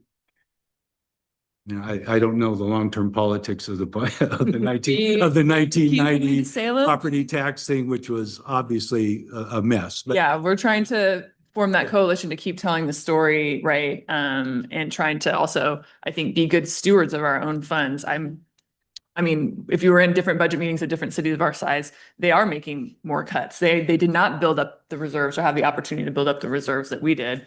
We're all looking at that downslope, but the upslope is pretty important too. So I feel like we're in a good position. I tend to agree with you about moving forward with close monitoring. And I know we're going to deliberate on that, but the point is taken that this is also an expectation setting for the community, talking about things like someone who investigates crimes against children, right? And the importance of these positions, the wildfire position that the community is very concerned about. That's a new position, but that's pretty important, right? In our promise on transportation. So I agree with you. But that said, I would change the budget for the health insurance premium. That just seems to be a gimme, and put that in there and extend it out a little bit. And I nominate Jerry to write an op-ed. Jerry. If I thought it'd do good, I would. Well, let me ask you first, Jerry, what do you think about this idea of moving, say, $4 million from the Juniper Ridge reserves into the operating reserves? That it may be largely optical, or optics rather, but I mean, city council would still have the discretion to, if there were sufficient reserves and they looked healthy enough, that money would still be available for another purpose. Well, I'm sorry, I'm taking, my reaction to that is just move the entire amount from Juniper Reserve. You got the option to pull it back later at council's desire. So the danger with that, I guess, is that then once you spend it, you won't get it back. So there is value in keeping it in a separate fund, but part of me says, if you have the option to move and a council does, you don't know what you're gonna do with that money in 3 years, or if you'll have the money. Maybe Well, they'll have a long-term solution. but- It's basically like a second stabilization fund. Mhm. Right. So should it be moved in and maybe become part of the stabilization fund? And then you've got, more than you intended, but that is then included in the calculation of the overall general fund. And I still think there are some areas that there's community concern about, like the houselessness, that potentially those funds could be used for without really stressing the budget, right? If they're there, yeah. I don't know. It's just like, yeah, you've got a secret stabilization fund. In secret. Yeah, just, about because you mentioned it a couple of times. I think that the issue with stabilizing the houseless services first is, this money came from the state and therefore it should be sustained by the state, right, to set this stuff up. And secondly, it's about 5 million a year. Is that? Amy's still here. Yeah, 5 million, yeah, to run the city, set up shelters. And so which one do you pick? Do you pick you know, I mean, so how do we make that decision? I think would be hard. And to say that we're gonna have support one and not the other, I think would cause even more. Yeah, and I wouldn't say all of it to Yeah, it, but you know, yeah. is there like some small critical things for the next few years? But okay, I see the. All critical. That's the point, yeah. I know we're supposed to have a break, but I have, is that okay? And then we'll have more deliberations too, so. This is- I would love to see, you know, like what positions are vacant right now, for example. So as an alternative to like delaying hiring for the police department and other things, like I'm curious what positions are vacant right now funded by the general fund that maybe couldn't be filled, or positions that could be combined, or, you know, things like that, like alternatives. If we're looking at, you know, I don't know, whatever, 10 staff people, because some of the new staff are water fund and other funds, so that's not general fund. It's not general fund. So yeah, for the general fund positions are police, fire, and street maintenance. Those are the main positions that are funded out of the general fund. But what about like but it's when it says interfund transfer from the general fund? It's cost allocated across all the funds. So it's not, doesn't hit the general fund specifically. It's just a small portion. So, yeah. 20, like that general rule of the general fund represents about 27% of our operating revenue. So every dollar that you would say, this is a general rule of thumb. If you say, I want to cut this $1 that's cost allocated, that would save the general fund 27 cents. It's not a 1-for-1. So like, so the internal service overhead general It's fund. not through the general fund, no. Yeah. That goes across every. Yeah. For more than personnel, for like. Yeah. But. Practically speaking, are we gonna be able to implement the traffic enforcement thing in less than a year? And Yes, so I think the plan right now for traffic enforcement is to, and again, this is the plan, so big question mark, is to present it, if we can get the contract finalized with the vendor, June 4th council meeting? Yes, I think so. Yeah. 4th. And that'll be for contract approval. The contracts, has the general requirement that implementation begins in 60 days, of course, forbearing the permit process, which is always questionable on where that sits, at least for first phase. We're gonna have to work hard in getting, even if this is approved, in getting that traffic enforcement agent online. The benefit a little bit about this specific job for those is sometime they're attractive to people who have retired and look back, come for like a contract type, at least for some time until we can get the process going. In the meantime, we'd have to figure out how, if it does turn on before we had employees in place, we have to figure out, okay, basically, we're trading, right? Our folks who go out and do traffic safety enforcement every day and write citations, we're gonna have to use them to review computer pictures. So, I mean, that's not a great scenario. Somebody has to do the work if we turn it on prior to having them up. The benefit of police personnel, a little bit, for this process is that when we get it approved, it takes us a while to get someone in place. We post, we do all the processes, we do a background, which takes a couple months. So there is always a built-in personnel savings that in the end of the year, we end up giving that back into general fund. And it's sometimes pretty. Yeah, and that, I mean, honestly, that's another, we were pretty conservative with our vacancy savings with, we put some factors in there.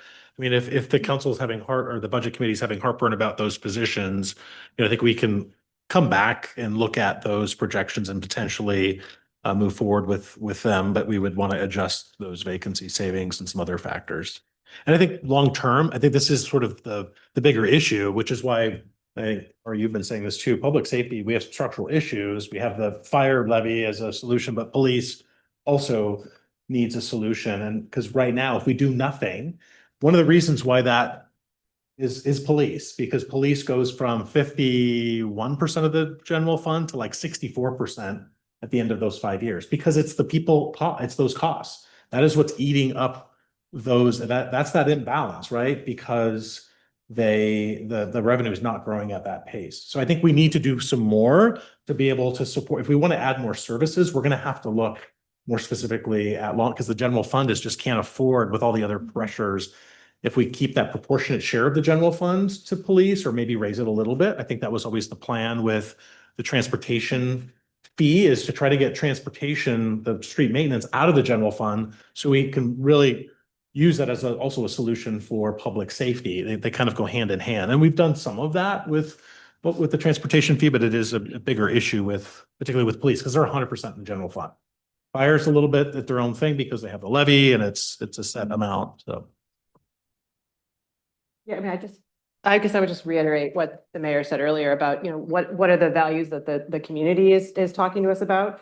And one of them is wildfire. The other are transportation projects, and the third is public safety with the police department. So I'm not willing to let any of those positions go in this budget, and so I'll be sort of angling for the third scenario here going forward. And you can create your own fourth scenario too. Yeah, it's fine. I don't want to, just giving you a starting point. Yeah. Okay, great. So we'll take I think we had 10 minutes. 10-minute break. 7:15 if we can be back for deliberations.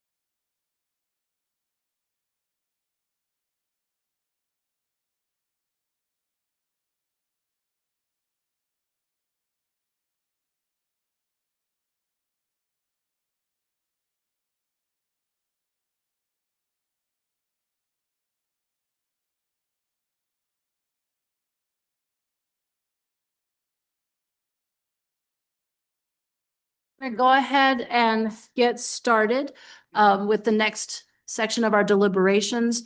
And then once we are kind of at a consensus point, then we will give direction to staff. Then we're going to take another break while they come back with all of the language for the resolutions that we'll need. So 2 more parts to this. So to start with, Dan, we asked you to put together a 4th scenario on the slide. So we're going to start with this. So can you explain to us what scenario number 4 is now? Sure, we had the request of removing the Juniper Ridge reserves from the equation. So it's only looking at health insurance premium and subsidy adjustments. And so on that bottom line, it shows the 24%, 20%, 15, and 8. And just as a reminder of what those initial numbers are, those out years are 13 and 5 in the current plan. And so that is going up from 13 and 5 to 15 and 8. Great. And is that the full vote on personnel? So that is keeping all staff as proposed, just reducing health insurance premiums. Thank you. And Go back one. yeah. Okay, no, don't touch Juniper. Right, okay. All right, so we've 2 people out. I wonder if we should just wait for them. Yeah. Okay. Can I ask a couple questions while we're waiting? Yeah, absolutely. Is the reserve drawdown issue primarily a general fund issue? That's why we're talking about that only. I mean, kind of asking an obvious question, I think, but just, it's not a factor in other funds. Okay, so can I ask at the risk of keep asking? Playing things out. So is it correct to say that if property taxes were movable, you'd have more confidence on being able to keep revenues and expenses more in line? And so because we can't do that, levies and bonds are the primary means of generating additional revenue separate from cutting expenses. And, it's really hard to do that with police and fire. Or fees. So it's really hard to do that with police and fire because that's, 80-ish% of the general fund. So we're not going to say, oh, you called police, here's your fee, right? So same thing with fire. So that's where the transportation has come in, where we've tried to supplement that. And then same thing with the development services is to really be more fee dependent, more so than other communities because of that low tax rate.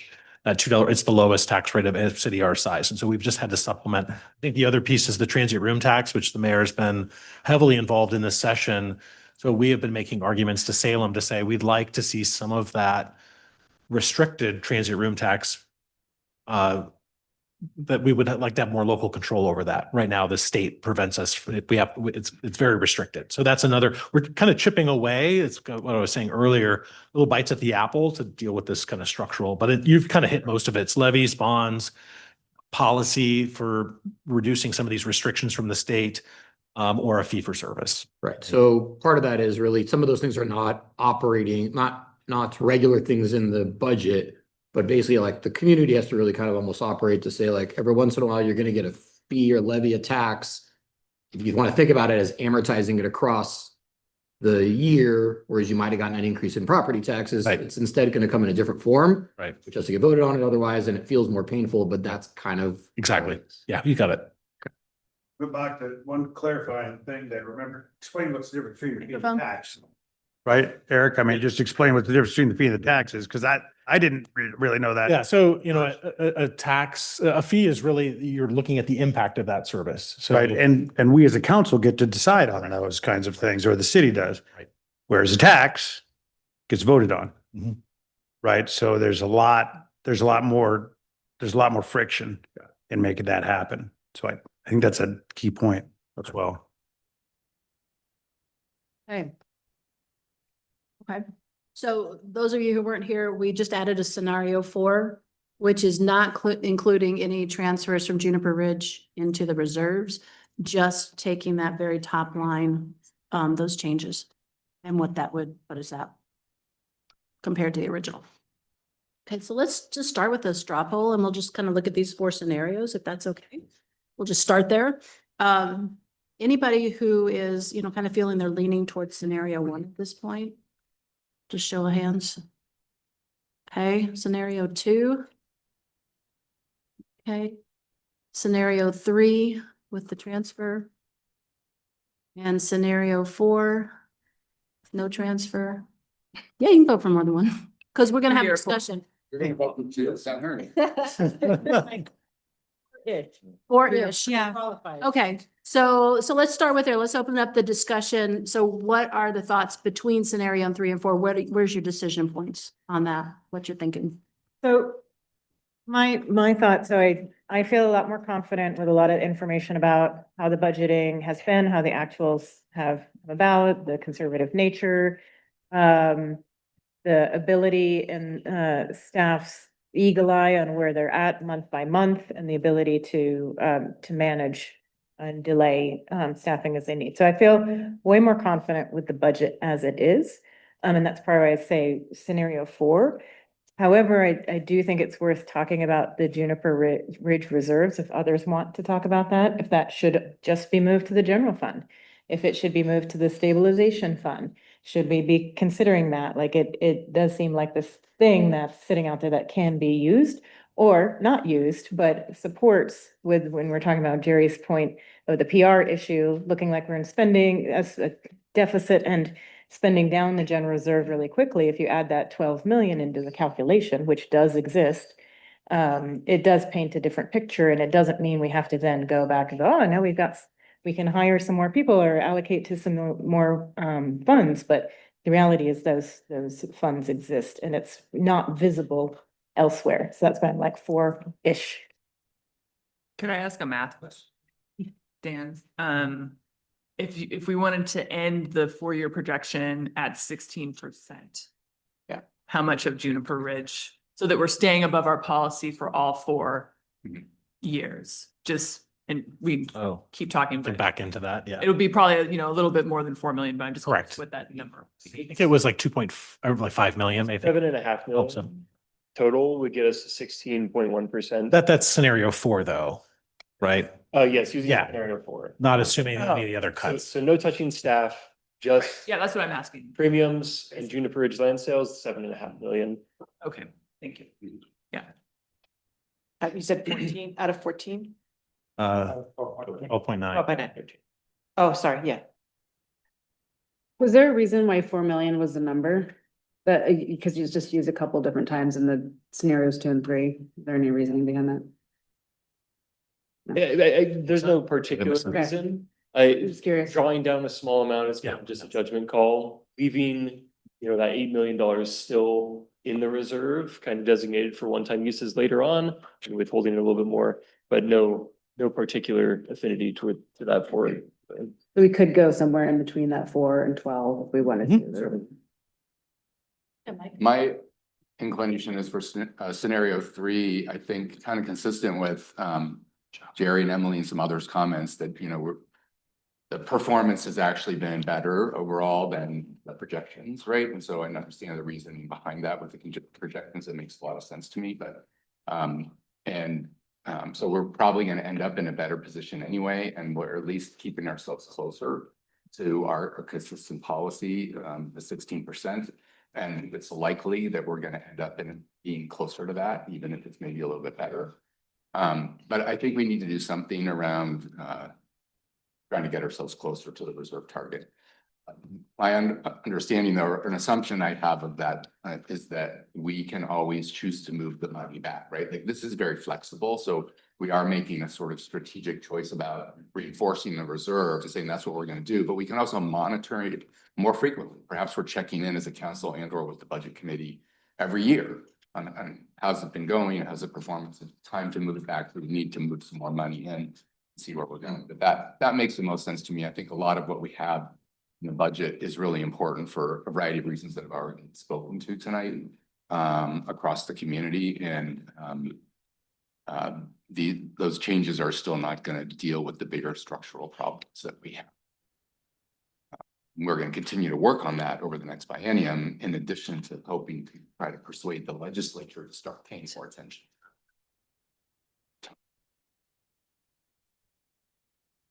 I have a question. So what if there's like a worst case scenario revenue situation?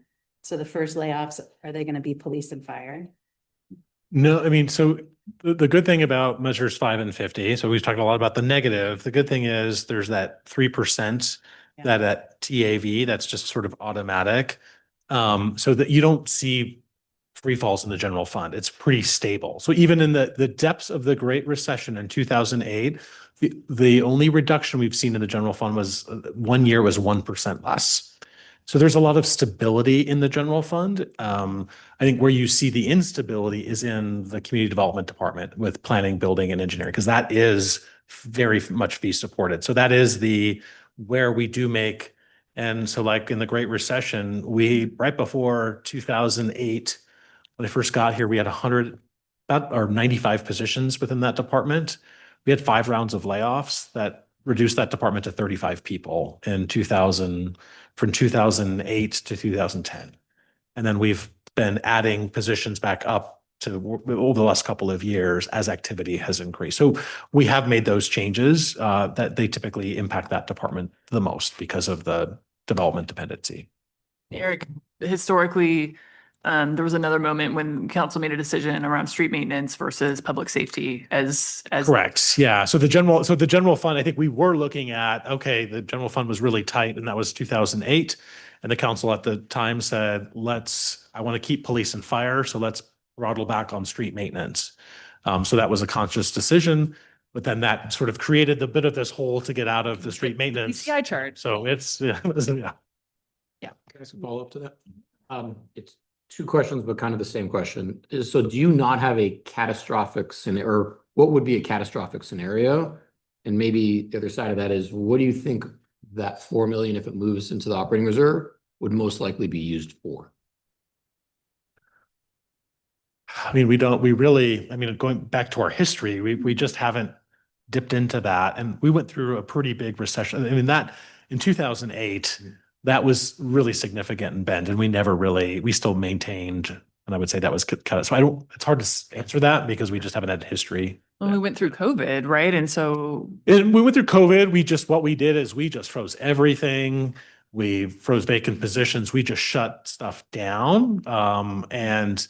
But that almost created this, especially within our community development department, because then we kind of went the opposite, where people started moving here, and it took us a while to sort of catch our breath to be able to meet the community demand during those years. So if I may, one scenario that I would be interested in investigating is, because I don't think that delay traffic agent position is going to happen right away just by the eaches of making that position happen, the timeline of that. I would be interested in combining that with scenario 4. So scenario 2 with scenario 4, just delaying that one position with an understanding as council that if they said we're ready to go, I would be very amenable to looking forward to that and saying, yeah, we can pull that forward to hire that position earlier. And then one other thing, just regarding the reserves in general, the Juniper reserves.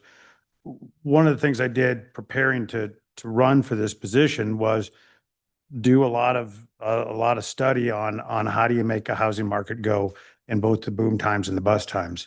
And one of the things that you do, and I fear of a bust time coming here, one of the things you do in a down market is that local governments can help with some kind of a revolving fund or something like that to help. And this is something that Councilor Francosa has brought up as well, is that you can prime the pump when there's low demand to build and you've got construction available, but they're not getting any work right now. So I'm less interested in grabbing from reserves right now and more interested in holding position on that, because I have fear of what's going to happen nationally right now. And I'd love to be able to use that to stabilize still housing production during that downtime. So that's kind of where my head's at. So Steve, just to clarify scenario 2, you would just delay the traffic agent positions and just put that down with scenario. Put that with 4. Yeah. So just a little bit. So keep the 2 other. I'd keep everybody else. Yep. Everybody else, but just delay that a little bit. Okay. And then just for clarification, you would not want to move the 4 million? I mean, I can be talked about it. I'm telling you where the mayor had me read a book before I ran for office, and there was all this stuff in there that it really shaped a lot of my thinking on this. And that was, so that money sitting in there in Juniper Ridge speaks to me in terms of that, what I'm afraid is going to happen. So I just have fear associated with that. Yeah. So Mr. Platt, I'm working on getting the slide updated.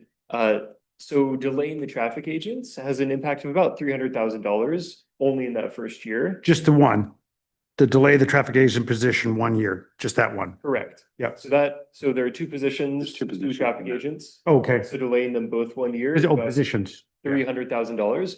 So the impact, it's essentially identical to scenario 4, except in the first year of the budget, it's 25% reserves. So it's not, because if you think about in the proposed budget, 1% of reserve is about $800,000 to $900,000. Okay. So I'll work on getting it on the slide, but just trying to get you an answer is. Yeah, and it doesn't help the out years because then the person's on board. So yeah, got it. Bill, I'm not, oh, thank you. I agree in part, and I think, well, you didn't say whether you really want to delay the traffic agent position, but since in the end, those are self-funded positions, I don't see that we need to really shift it out too much. It's more a question of when do we get it started, and then when does the revenue come in to pay for it? My question about Juniper Ridge is related to the City Hall replacement planning. So under facilities management, we have in 2028 and 2029, we have $10 million planned in there. I guess I'm a little anxious about thinking it through about let's take this pretty special Juniper Ridge reserve money and then putting it in the general fund reserves or in stabilization without thinking through what the trade-offs might be.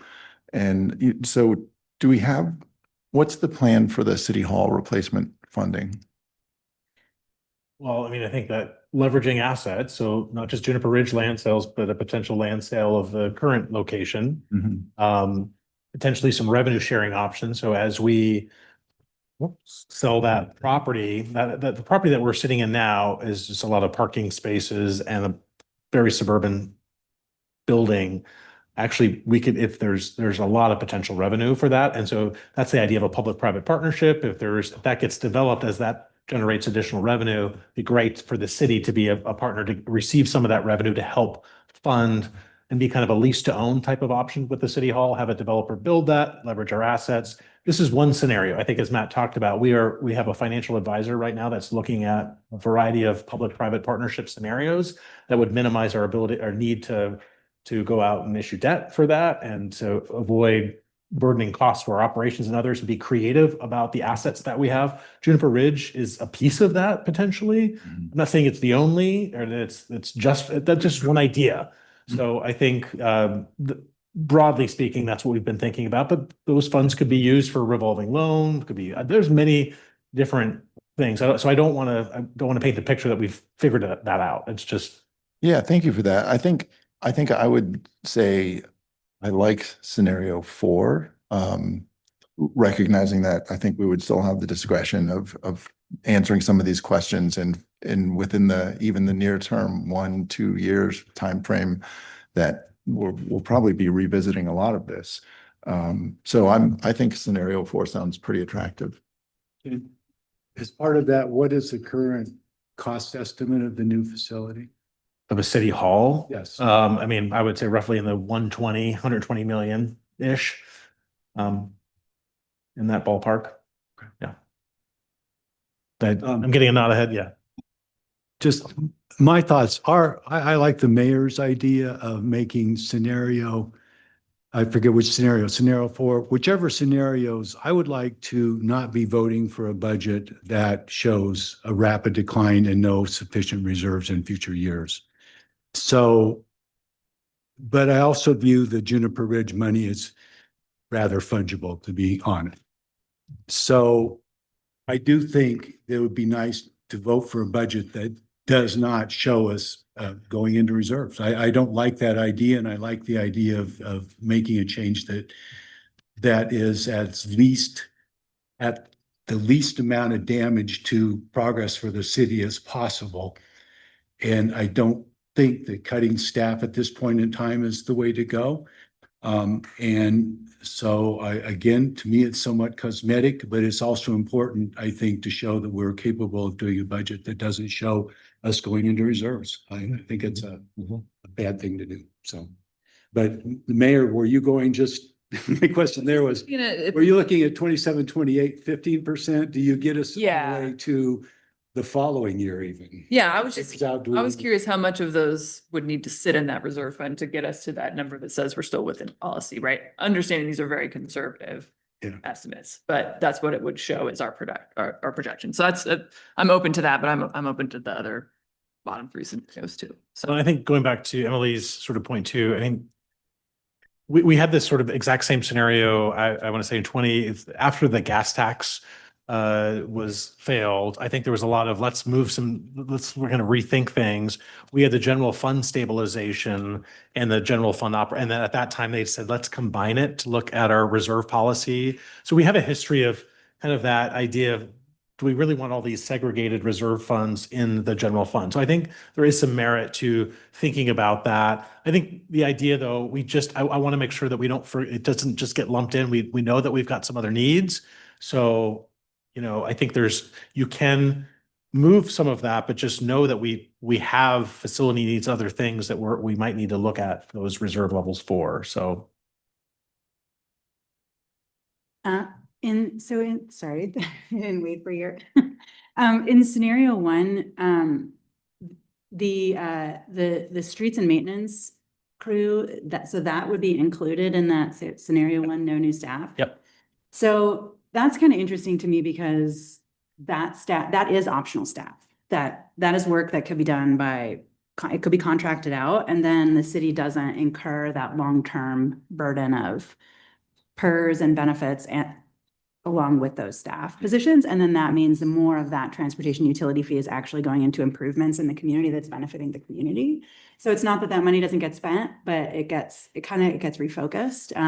But then there's also not the HR. So I'd kind of be interested in, if Steve doesn't mind, changing scenario 5. There are 6. Yeah, we can go 6. How many, what's the most scenarios you guys have ever had? Mine is full. 2, but. Well, instead of delaying the traffic agent, keep that back in, because I think we kind of realize it doesn't have a big impact. But what if I don't know how many new staff were associated with the transportation utility fee? And then I guess the other question I had is so it sounds like with the premium and subsidy adjustments, we're talking about $4 million that we want to try to inject back into the general fund. So we just find $4 million in the general interfund transfers, or capital outlays. Yeah. Capital outlays already down, so that's kind of a bummer. And yeah, if personnel is really only, I don't know. It seems like interfund transfers is probably the only place where it can be found, but. And I guess I was looking at this, I don't understand this. There's already Juniper Ridge land sales reserved in the general fund on page 85. So I don't know. Yes, so a point of clarification, Juniper Ridge land sales revenue exists in the general fund. The distinction is when we calculate the 60%, just by operating policy, we are not including that as part of the calculation. So technically speaking, there's no mechanical action that needs to be taken by the budget committee to make it a part of it. It's more of a policy as a budget committee, as a council, we want to consider that a part of our reserve policy. Okay. Yeah.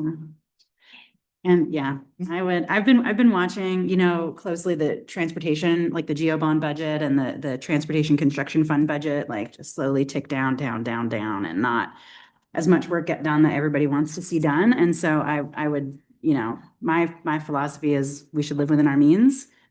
So if our means is we need to reduce $4 million out of the general fund, then let's roll up our sleeves and figure out how to do that.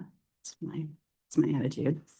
I don't know. Yeah, I think that would mean cutting police and fire. I mean, it's not going to come from interfund transfers. It's going to come from police and fire. That's really the proposition. If you want to cut that amount, there's no way you can do that without avoiding police and fire. So the interfund transfers are all fixed expenses like Well, I'm not saying it's not, insurance or, well, health insurance, I mean, we've reduced the premiums. I think more than that, I can't really negotiate labor contracts with you all here.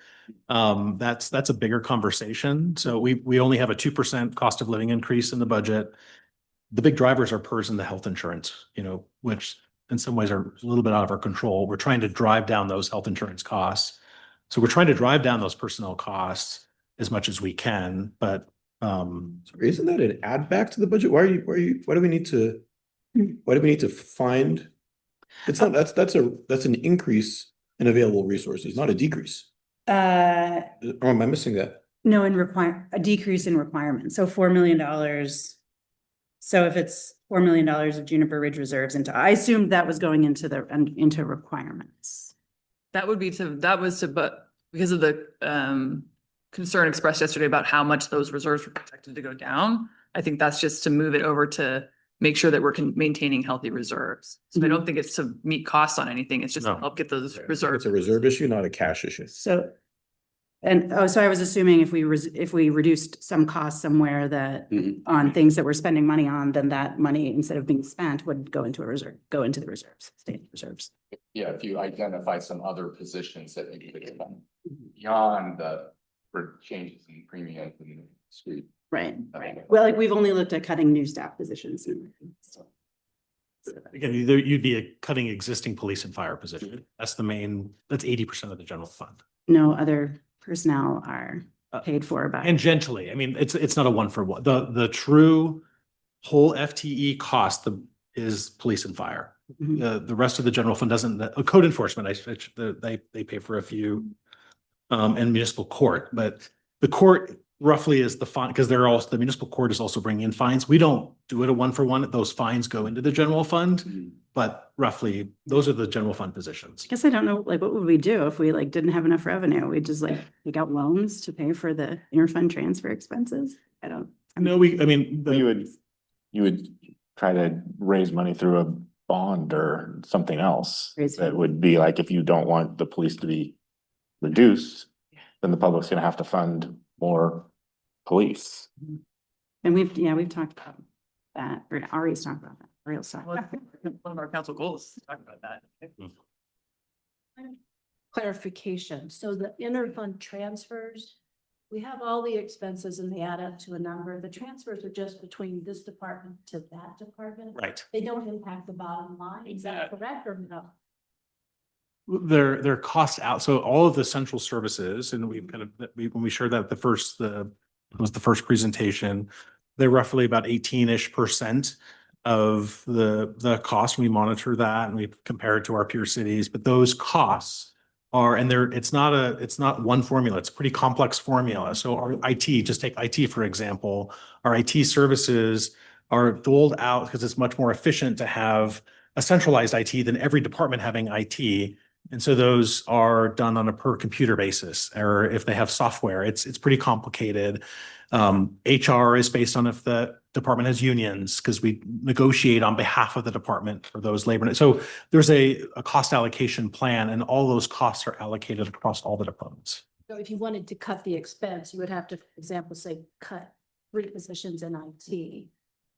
Yeah, but it wouldn't necessarily trickle to the general fund. So the general fund, that just the portion that IT is supporting police and fire is coming from the general fund. That's not, IT is not solely funded none of the central services are solely funded out of the general fund. They are paying for across the organization. So you can do that. And we've done some of that in 2016 when we kind of looked at the budget. There was this exact conversation. Let's cut central services. Let's cut. And we did some things to delay our computer replacement cycle. If you remember that, there's a whole bunch of strategy, and it wasn't it was not a one for one. So it didn't yield the amount that I think everybody wanted. And it was pretty deep to get to the thing that you want in the general fund. It would really decimate. And those are things that you have those services for efficiency, right? Because they're shared services, because it's much more efficient to deliver them centrally versus having the departments do them. Well, I think when we kind of went around, at least we started going, what I think we were hearing was some support for either scenario 3 or scenario 4. I'm wondering, just in terms of trying to move this conversation on, if we should maybe zero in on those two and kind of see where people are. I didn't hear, I heard one person, Councilor Pence, was around scenario 1, but I didn't hear that. So wondering if that would help us move forward here. And just to clarify, I asked for scenario 4 plus just the no new streets and operations staff. And for scenario 5. So for clarification, the no new street staff does not have a direct effect on the general fund. Oh. Those are funded out of streets and operations by the, we do have a general transportation fee. Let me finish my sentence, sorry. But there is a general fund subsidy to streets. And so there could be a conversation over potentially reducing the general fund subsidy to show that impact of reducing those FTE. I would look for direction from the committee to. I thought that's what the no new staff in scenario 1 meant, so never mind then, that's fine. No, that does. That's everything. That's all the positions. Yeah, that's all new staff is gone in scenario 1. Right, but to clarify, the streets and operations are in streets and operations and are not in general fund. So cutting those positions does not have an impact on these reserve numbers. We just wanted to show that for illustration purposes. Like it was not, it was like, this is the starting point. If you just said, we kind of heard that general direction, what if we took the new staff out? So it's not a 1-for-1. It's only a few positions that hit the general fund, but that is in scenario 1. But the scenario 1 is only looking at general fund results of those cuts. Realistically, you're getting most of your savings or your dollars out of the 12.9 million, not anything else. Yeah. So I just want to see if there's an opportunity to modify scenario 3 rather than adding yet another scenario. Because otherwise I would vote, I wouldn't be able to vote for it if it's like 4 isn't enough, that was arbitrary. And 7.5 gets us to a number, and I'm surprised to hear like, oh, it is already in the general fund. We just don't use it to calculate. So do you want to have 7.5 or 12.8 just in the calculation?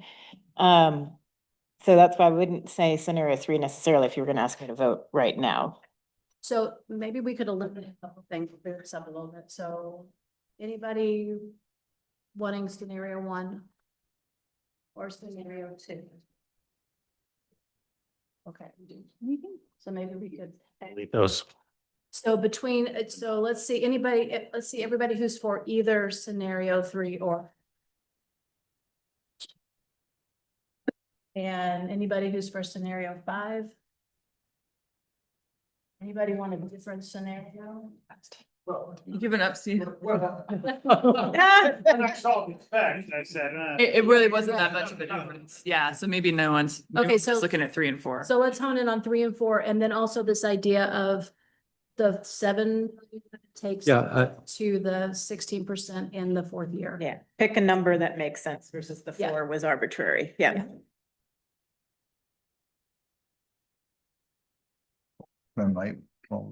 Waiting, I guess. Oh, yeah, go ahead. The reason why I feel comfortable with scenario 4 is because essentially this is yes, our reserve fund is unhealthy in a conservative projection 4 years from now. I feel like a lot can happen in 4 years. Like we don't have a crystal ball. And so I'm comfortable with scenario 4 and having an unhealthy reserve fund in a 4-year projection. That was made by a conservative GFOA officer. But that said, I don't feel strongly about moving the funds from Juniper Ridge reserves. You know, we have the opportunity to revisit this, so I don't feel strongly about that aspect.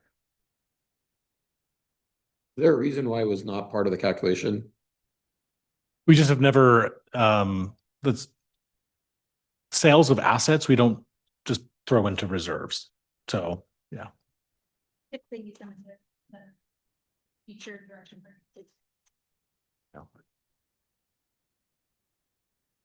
I think I'm leaning towards scenario 3 just for what I said before was I think it gets us closer. It's sort of halfway between that scenario 4 and the target between 8 and 16. And so it moves us in that direction, knowing that we have these conservative estimates and that performance has generally been better, we're likely to be at or very close to the 16% when we get to actuals. And we have the ability to move and do with those funds as we see fit going forward. We're not making some kind of permanent decision yet where that money disappears. It gives us, we still retain essentially the flexibility, but we're making a statement right now that we're trying to stay closer to that reserve target. So that's the reason that I'm advocating for it. But we still have plenty of flexibility and we know we'll probably do better, barring some major catastrophe. Did we accurately capture the kind of cold down? Is that it?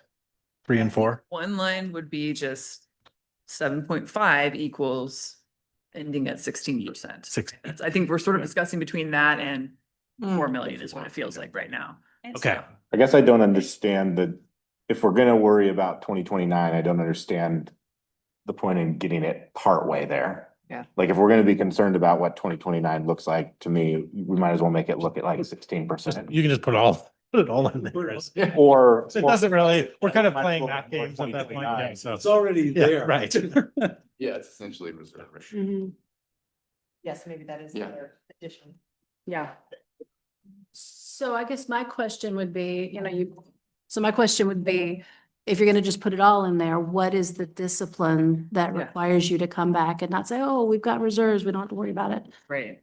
We can, just like we do now, like with the stabilization, we account for the stabilization and the operating, and we would still, I think the plan would still be to like, and here's this reserve from land sales. So we don't lose the origination of it and we capture it as the reserve bucket, I guess is what I would suggest. If you recall, we had an earlier slide where we talked about in the reserves, and actually some of the reserves broke out into some other things. There was the opioid reserve, we had some the room tax reserve. So we do have that identified that we track. So this would become one of those items that would be part of that bigger number, but it breaks out into these different slivers of how they got there. I mean, I'd opt for something that just the fewer things to keep track of, the better. They're already different funds and different reserves. So in some ways, I don't know if there's a bad precedent being set by moving it. At the same time, I prefer simplicity, and I just got 3 numbers to keep track of rather than 4. Yeah, I feel like scenario 4 is kind of what Jerry described, that we approve the budget, but we know that there are structural changes that are gonna have to be made, in the next plan.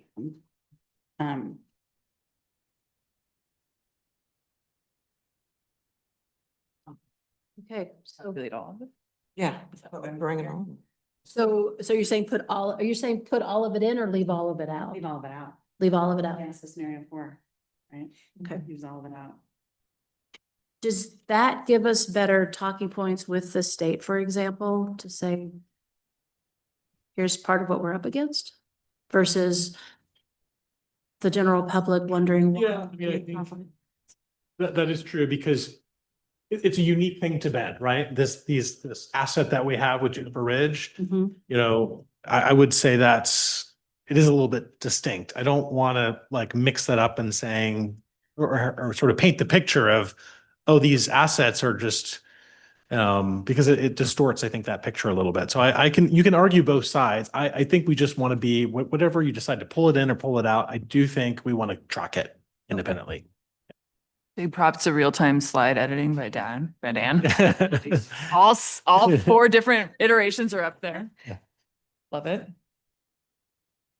Okay, can I ask a clarifying question? I guess so with if all the Juniper Ridge reserves just stays out of the general fund calculations. Yep. Then if we want to use any of it for, say, a revolving loan to get housing, or if we want to take $1 million out of it to keep Franklin open for the next, council can vote to do that. Yeah. I agree with your point. I feel like it's cleaner if it just kind of stays out on its own and doesn't become part of the general fund. I was actually saying the opposite. Oh, you were? See, this is. It's okay. Potato, I think, I mean, I think in some ways, council, you all have to face the public in a different way than the committee does. Yeah. So.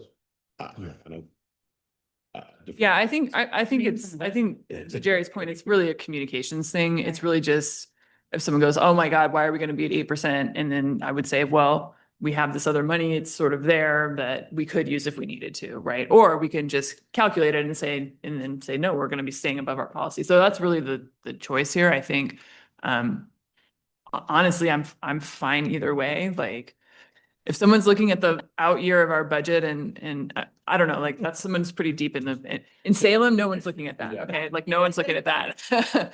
So, I see the merits of doing it either way, honestly. Can I offer just, if you look at the proposed budget, the lines are all the same for the first 2 years, right? And that's, I think, the discussion point that we're gonna have publicly. So all of this other stuff is maybe a couple of budget wonks right here, but I guess I like the one where we keep it separate because I like to acknowledge that the reserves are going down. We've got an eye on that. We've had a rich discussion about this, and yet at the same time, we are focused on controlling our costs over the long term. So I'm not afraid of 15 and 18%. Personally. When I look at the reserves going down, I guess my mind is, I mean, what we're all looking at is this big decline, right? If it was a flat line at 24 or 20%, there wouldn't be any. But none of concern that at all. does that, is what I'm saying. Right, none of that does that. I guess my thought on the reserves is we have a fiduciary responsibility to reserve and spend wisely. We also have a responsibility to use public money for public purposes. And we're doing that by fulfilling all of the things that councils wanted to do and fulfill the promises. And we still have a reserve above the minimum that's required for this budget cycle. And so to me, it would be harder to say we need more money in, say, like to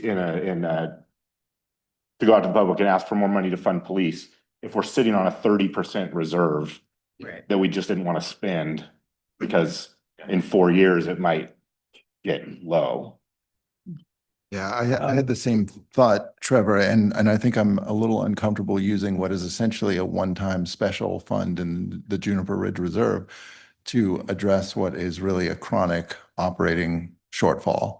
So I like the idea of keeping it separate as well.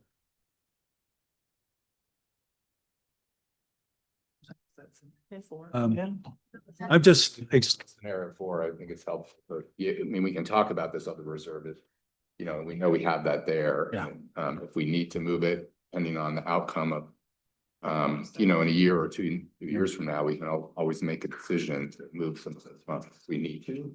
But it is a pool of resources that we have, and we have a couple that have some options that are already on the table in terms of thinking about a future city hall, and just also catalyzing the central district, which contributes to our housing goals and outcomes we want for the communities.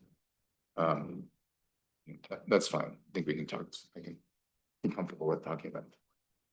I think this conversation has been really, really good because what has become very clear is the economic reality is actually no different in any of these scenarios. Yeah.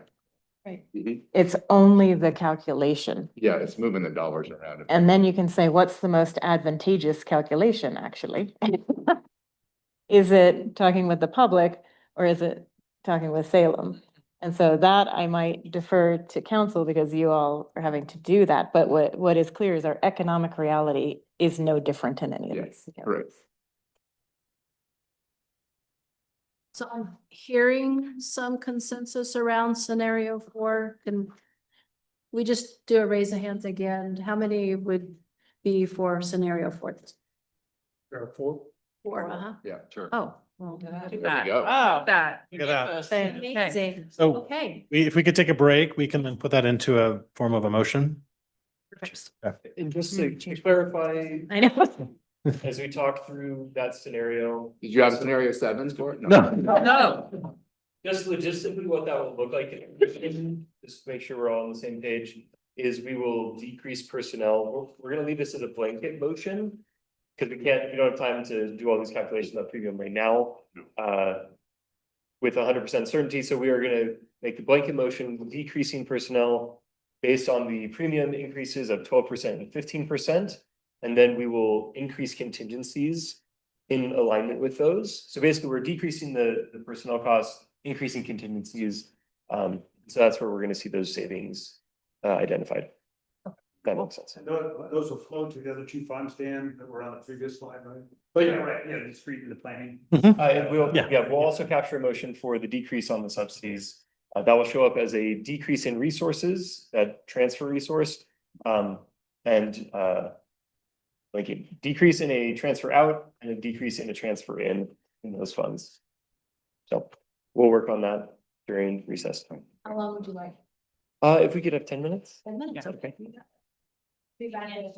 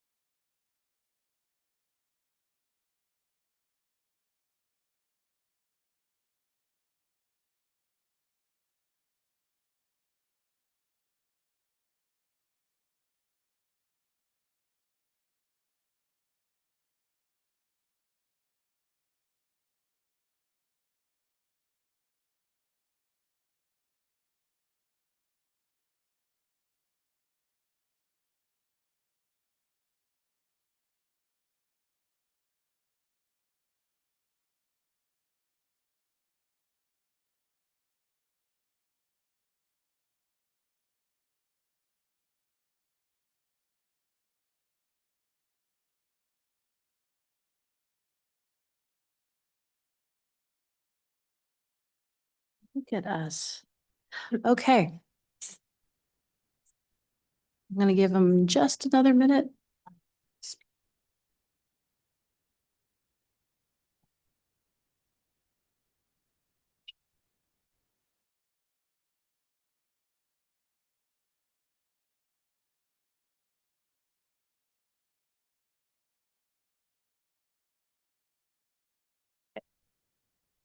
Okay. So I'm going to read this off, and at the end of it, then we all vote on it. So thank you for writing it up for me. Yeah, You want to make the motion? Do it. okay. Yeah. I move to approve the City of Bend 2025-2027 biennial budget as proposed with the following amendments. Increase contingency in the appropriate funds and decrease corresponding programs for personnel services to reflect increases in health premiums of 12% in fiscal year 2025-26 and 15% in fiscal year 2026-2027, including decrease resources in the planning fund for general fund subsidy by $100,000 and a corresponding decrease in the Community and Economic Development Program appropriations. Decrease resources in the Streets and Operations Fund for general fund subsidy by $1 million and decrease contingency appropriations by $1 million. Decrease interfund transfer appropriations in the general fund by $1,100,000 for reduced general fund subsidies to the Street and Operations Fund and Planning Fund. Increase reserves by $1,100,000. Is there a second? Second. Is there any discussion? No discussion? Okay. All those in favor signify by saying aye. Aye. Any opposed? Motion carries. Okay. Keep going. Not quite done yet. Not quite done yet. A few more. Okay, so we also have to approve the taxes for the city of Bend. And so I am going to move to approve the city of Bend property taxes to be imposed at a rate of $2.8035 per $1,000 of taxable assessed value for both fiscal year 2025-26 and fiscal year 2026-27. Do we do these separately? You'll still separately. That'll be great. Okay. Second, okay. Any discussion? All in favor? Aye. Great. 2011 general obligation bond. I move to approve the City of Bend general obligation bond property tax levy in the amount of $1,615,000 for both fiscal year 2025-26 and fiscal year 2026-27 for bonded indebtedness related to transportation bonds approved by voters on May 17th, 2011. Second. Discussion? All in favor? Aye. Passed. 2020 general obligation bond. I move to approve the City of Bend general obligation bond property tax levy in the amount of $7,222,000 for both fiscal year 2025-26 and fiscal year 2026-27 for bonded indebtedness related to transportation bonds approved by voters on November 3rd, 2020. Have a second? Okay, all in favor? Aye. Any opposed? Motion passes. Before we move on. Yes. can I get confirmation on the seconds. Who seconded the first? vote? Steve. Sorry, on this page, just in case it doesn't show up in the minutes. Chuck, okay. Okay, and then we had Steve, Emily, and then Jerry. Okay, final one, the fire local option levy. I move to approve the City of Bend local option operating tax levy for fire and emergency services at the rate of 76 cents per $1,000 of taxable assessed value for both fiscal year 2025-26 and fiscal year 2026-27 as approved by voters on May 16th, 2023. Second. That was Ariel. Any discussion? All in favor? Aye. Any opposed? Motion carries. How do we? Okay, Now we need to adjourn. okay, Well, it's you, Mike. Or I need to. yeah. Okay. You want to? Budget committee and reconvene as borough. So, sorry, apologies. So I believe you are still the chair of the budget committee for the borough. Okay. So I think it's. You are now. Mike back. Okay. Okay, I move to adjourn the City of Bend Budget Committee meeting and reconvene as the Bend Urban Renewal Agency Budget Committee meeting. Do I have a second? Second. That was Megan. Yeah. Any discussion? All in favor? Aye. Wonderful. Okay, is this the final one? Awesome. There's more pages. Oh, no, there's more. Okay. I move to approve the Bend Urban Renewal Agency 2025-2027 biennial budget as presented. I have a second. Megan. All right, any discussion? All in favor, say aye. Aye. Any opposed? Motion carries. Okay. This is the Juniper Ridge, Murphy Crossing, and core area property taxes. I move to approve property taxes for the Juniper Ridge Urban Renewal Area, Murphy Crossing Urban Renewal Area, and the core area Urban Renewal Plan Area / Tax Increment Financing District to be derived through the division of tax for both fiscal year 2025-26 and fiscal year 2026-27. Do I have a second? Second. Ooh, Trevor got it. Any discussion? All in favor? Aye. Any opposed? Motion carries. I move to adjourn the Bend Urban Renewal Agency Budget Committee meeting. Is there a second? Second. All right. Done. All in favor? Aye. Yes. Okay. Are we done?